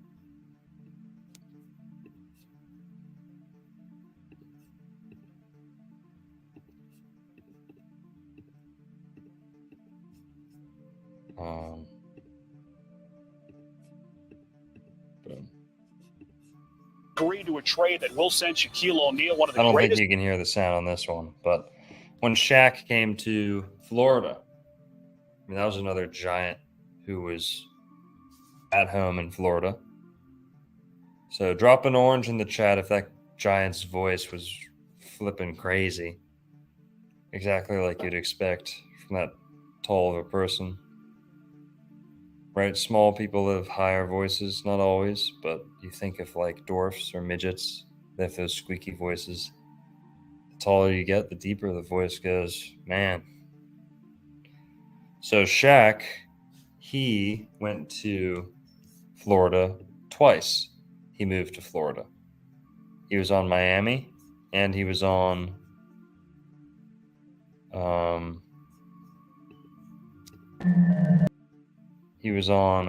Orlando. Orlando and the Heat. Right? The Magic and the Heat.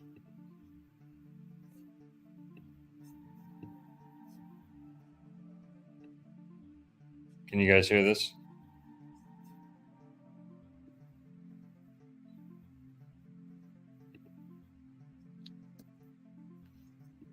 Here, I think I can get you guys to hear this.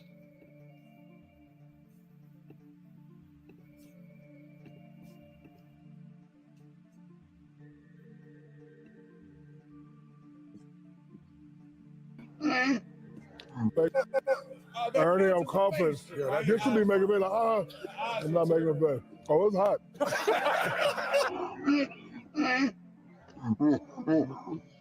Signature suit line coming out at Macy's and Macy's.com. It's a Shaquille O'Neal line. Shaq's It's been not a a big big and tall part of line. his career in Florida. Fits you, fits me, fits everybody. No, it fits everybody. I'm making it for everybody. Let me try it on. Sure.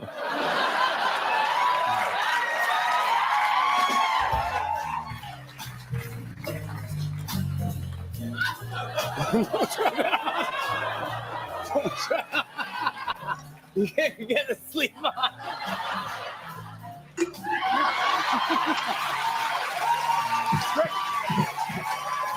This is fantastic. It's exactly what I've been looking for. Of course I've seen Twins. You've seen Twins, haven't you? Long time ago. Long time ago, but it's a great movie to remember. I'll give you a line. Adrian! No, that's Rocky. Okay, let's get the obvious out of the way. Shaquille O'Neal, he's the one on the right, is huge. But not just because he's 7'1" and weighs somewhere around 380 pounds. Since he left the NBA nearly a decade. Violin, the red thing? Yep. All right, cool. This is easy.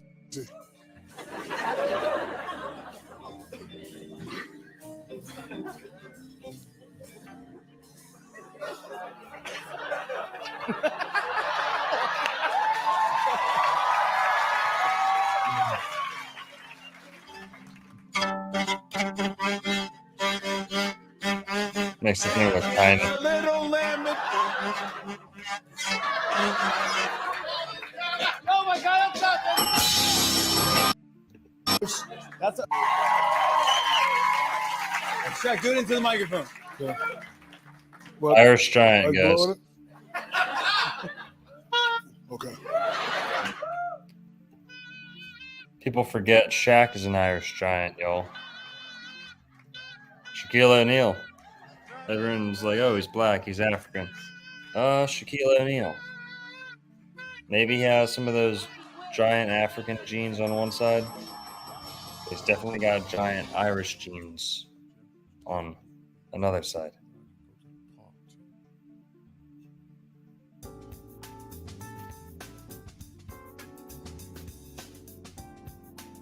Pretty crazy.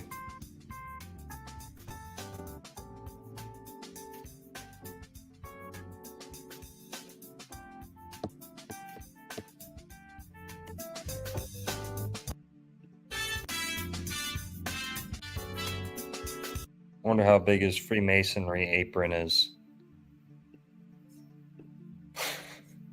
But yeah, for those who don't know, the Irish have a history of being giants too. This is Charles Byrne.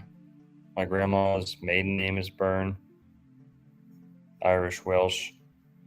Charles Byrne, or the Irish Giant, born 1761, died 1783.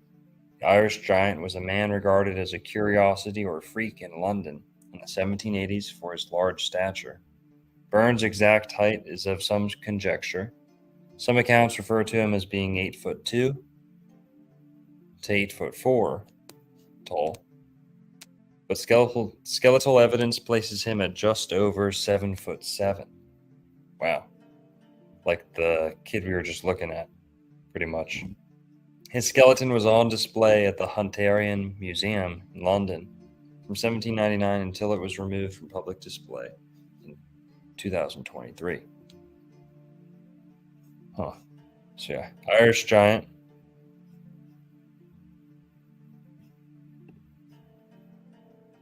There's him with a couple other guys.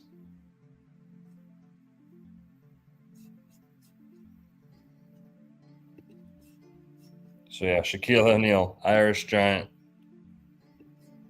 And then also this is a little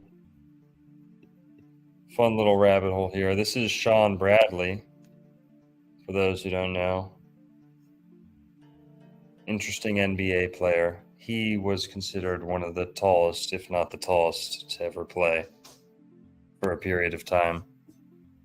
Sean Paul Bradley is a German-American former professional basketball player who played center for the Philadelphia 76ers, Nets, Mavericks, played in the NBA. Nicknamed, this is where it's interesting, guys. This is why I threw him in here too. Doesn't have much to do with Florida, but what's his nickname? Nicknamed the Stormin' Mormon. Bradley is one of the tallest players in NBA history at 7'6", or 2.29 meters. Bradley was born in Landstuhl, West Germany, as his family was stationed at the U.S. military base medical facility, and grew up in Castledale, Utah.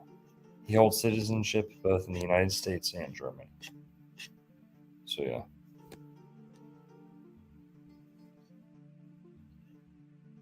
Bradley came from a tall family. His father, Reiner Bradley, was 6'8". Yeah.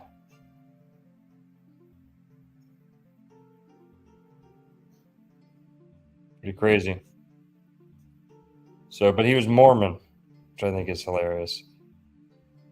College career in LDS Mission, or Latter-day Saints, Church of Jesus Christ, Latter-day Saints Mission. Pretty funny, pretty cool.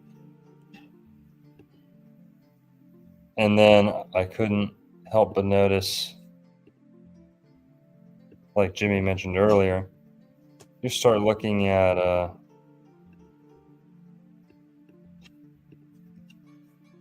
statistics. This is Wikipedia. Basketball players from Florida, there's a heck of a lot. And I guess this is born in Florida or spent considerable part of their childhood or high school in Florida. Well, let's look at just going to go on the top of the list. We're not going to cherry pick or anything. This guy is born in LaBelle, Florida, 6'7". Born in LaBelle, Florida, 6'7". Just number 2 on the list. Randy Allen, 6'8", born in Milton, Florida.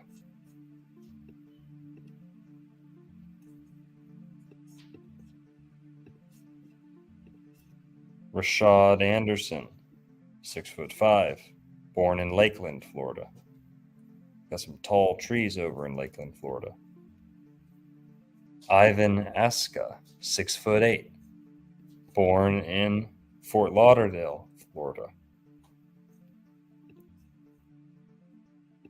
Dwayne Bacon, 6'6", born in Lakeland, also Lakeland, Florida.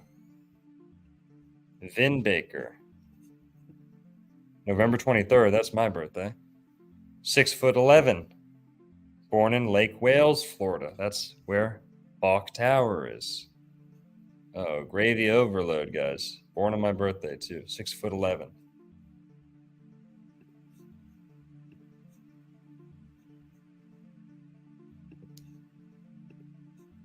Jimmy Baxter, 6'7", born in St. Petersburg, Florida, November 30th, also Sagittarius. Bo Beach, born in Ponte Vedra, Florida, 6'7". Wade Bellamy, 6'4", Bradenton, Florida. Brett Benzio, 6'3", born April 27th in not born in Florida. Oh, he's not that tall either. Otis Birdsong, born in Winter Haven, Florida, 6'3". You guys get the idea. You could say, well, everyone in the NBA is tall, right? Everyone in the NBA is tall. Well, that's why I brought this article up too.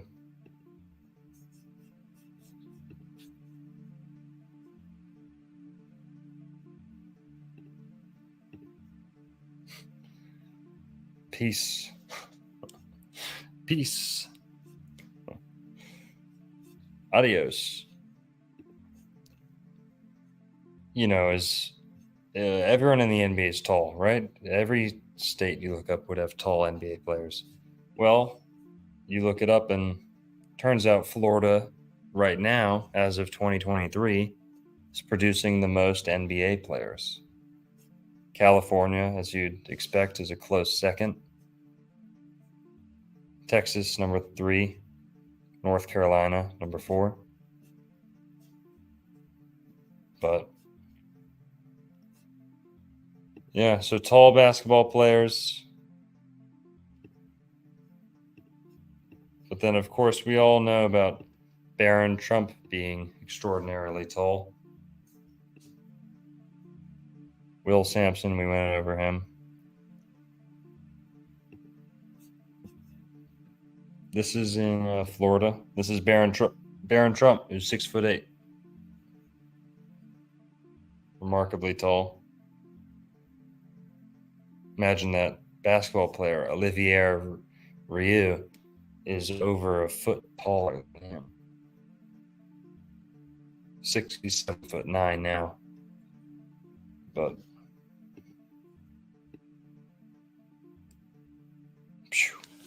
this is Mar-a-Lago. I go to church here sometimes. Really cool spot. Man, look at him.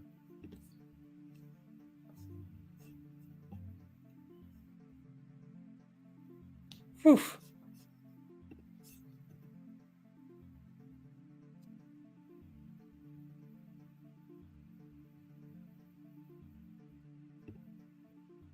Tall as can be.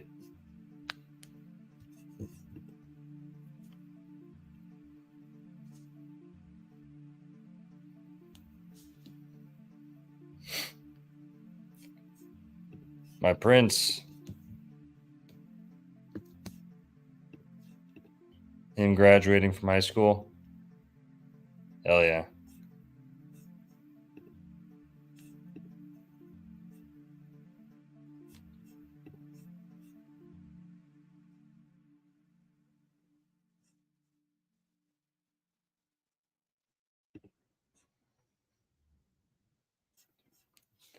Pretty crazy. So he's pretty dang tall too, Barron Trump. We've all heard of the Nikola Tesla, Trump's uncle seizing the Tesla stuff after he died.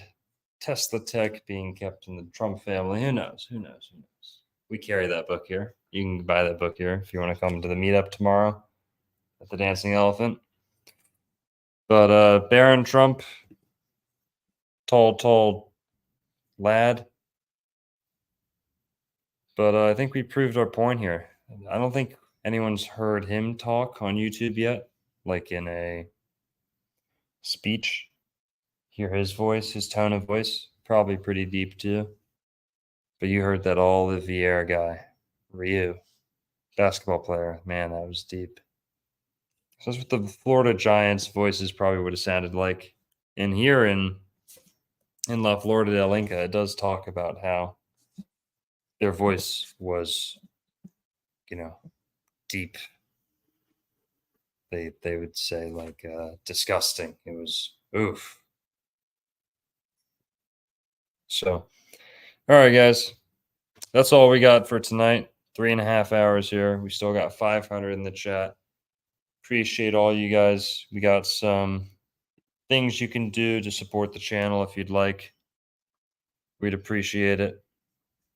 First thing you can do to support the channel, keep the videos coming, keep the information coming, all the research worth the while. You can go and buy my brother's new released publication, Monad. Monad is a compendium of Neoplatonic writers. It's Plotinus, Porphyry, and Proclus. 3 Neoplatonists that every truther should be familiar with. And this book discusses a lot of things: magic, astrology, vegetarianism, good old philosophy too, not just the hippie talking points. But so get the Monads, 800 pages. It's pretty much 3 books in one. And right now it's on pre-sale for a short amount of time remaining. 1 day, almost 2 days, less than 2 days left. you can get it for a discounted price if you just order it off of there. So go grab a copy of the Monad, and you won't be disappointed. Hardcover, super, tremendous quality on this thing. So grab a copy of Monad if you want to support. That's a great way to do so. Another thing you can do, you can go to the Dancing Elephant, and you can come to our meetup tomorrow. That's not something you can do. We're having a meetup tomorrow, like I said earlier. Full moon meetup. We do them every full moon. Gathering of very chill, like-minded people. Food, drink, music, all here. All these books available for purchase. You can shop around. We got crystals. We got supplements and essential oils. Bunch of incense. So come in and have a good time tomorrow if you're in the area. You can make the drive, but there'll be more every full moon. So we're talking giants tonight. We'll be talking some cool stuff tomorrow too. This is your tribe. This is your tribe, right? If you like these videos, you'll like the meetups. You'll have a blast. But we're having one tomorrow. Then we won't have another for another month till the next full moon. But you can come to the full moon meetup tomorrow. All are welcome. No fee, no charge.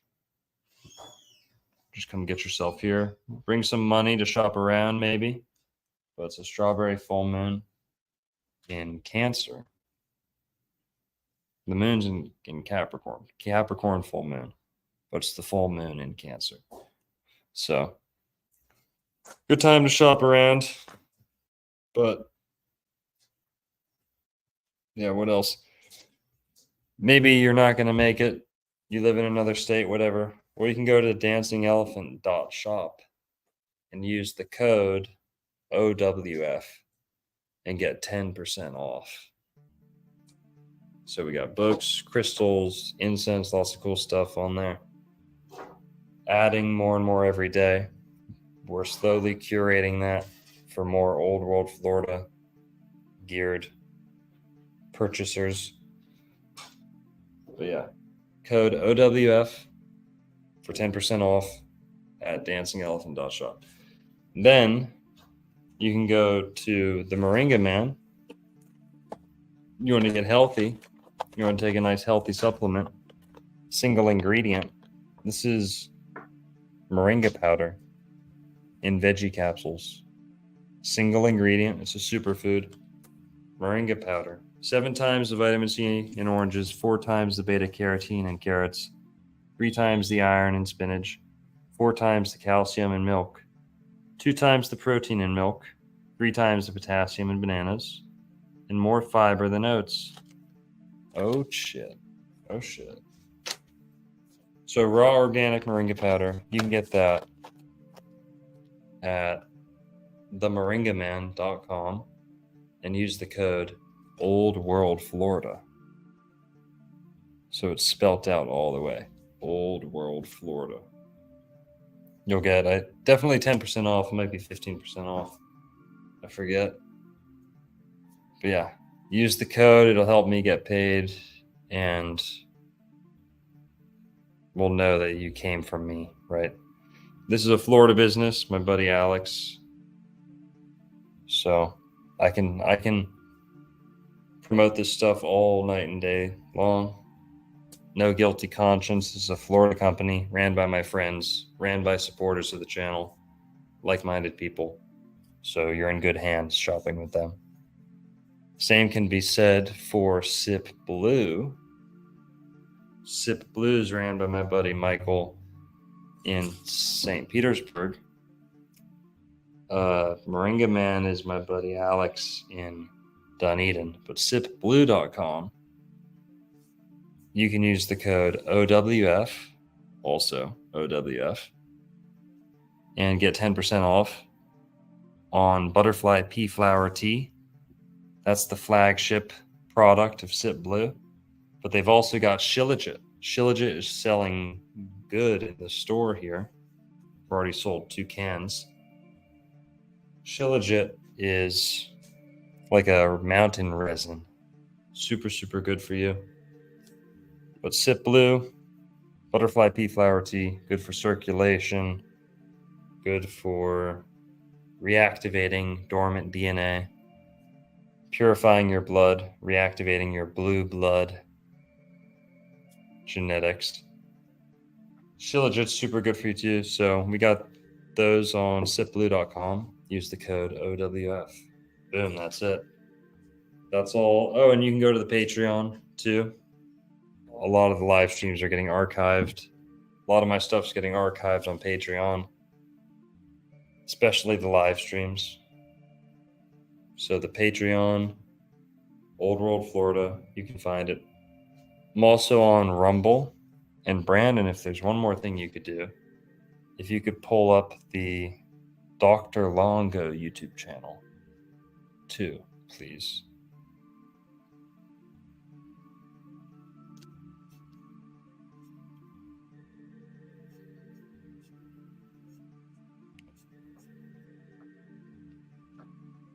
Thank you, Mara. Thanks to the mods in here tonight. Appreciate everyone. Drop an orange in the chat if you want me to say goodnight to you by name. We're going to be wrapping it up here. But there's the Patreon. There's my YouTube channel. The Patreon is in my description of my YouTube channel. The Patreon link. I wouldn't click on that Redbubble link because there's not much cool stuff on there. You know, it's pretty generic, but Patreon link is up there.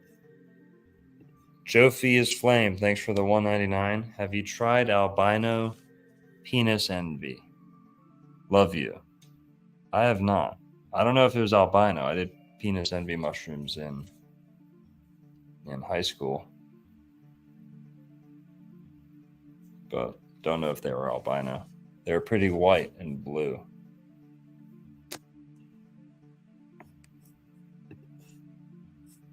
But Rune Chaos, what's up, man? Or woman? Rune Chaos 1, appreciate you being here.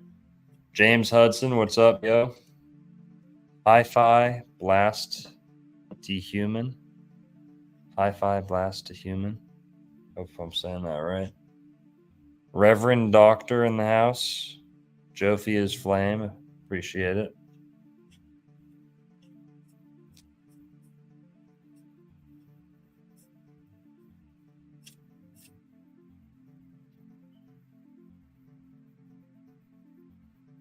Thanks to everyone for being here. And that's it. Patreon, YouTube. Oh, yeah, here. Brandon, if you wouldn't mind going to the Dr. Longo YouTube. If you search Dr. Longo YouTube channel, you should find it. I'm going to have to scroll down a little bit because I've done a lot of shows with other people. But there's a Dr. Longo channel. There's no dot on the doctor.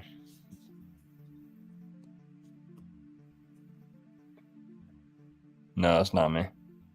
You'll see it's got King Arthur. Yep, that's me. Bingo. All right, guys. So there, on screen. If you're watching now, I, in my whole YouTube career, have never once asked for a subscriber. Okay. Very proud to be able to say that.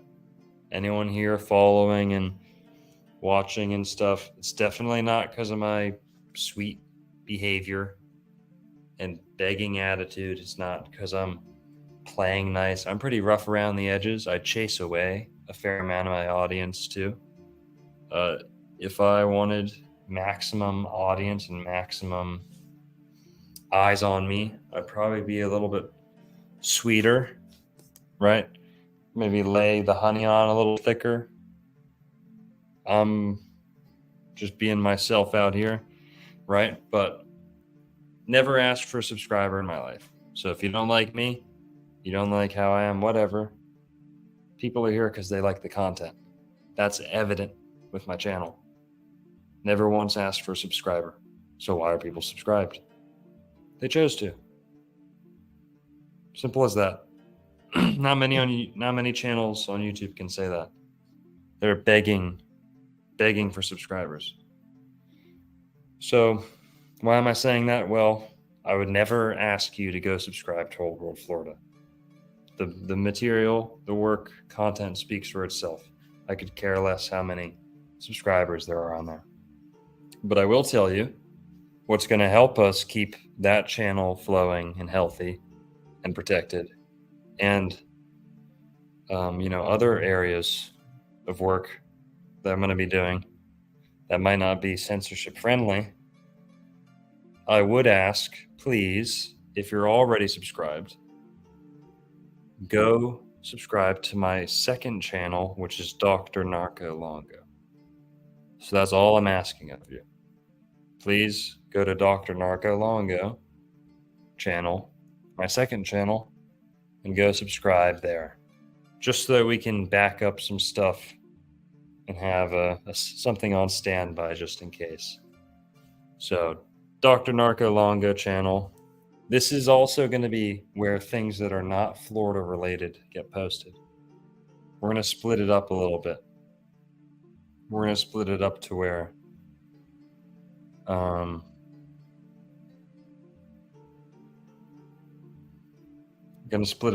it's like all the Florida history stuff is going to be on Old World Florida. Holistic health, astrology, and other things might get more focused here, just to keep it more organized, less cluttered, and also it'll help with censorship. So subscribe to this other channel if you get a chance. I'd appreciate it. The Dr. Narco Longo YouTube channel. You can subscribe to Old World Florida too if you want. Whatever, I'm very content with that. I'm content with both of the amounts. I just want to make sure that the backup channel is doing its job. So please subscribe there. That's all I ask of you. And I'm going to go tonight. Going to go to sleep. Night, night, everybody. Peace. Drop a orange in the chat. Say thank you to Brandon for holding it down backstage, helping us out with the ads and bringing things up on screen. Thanks, everyone.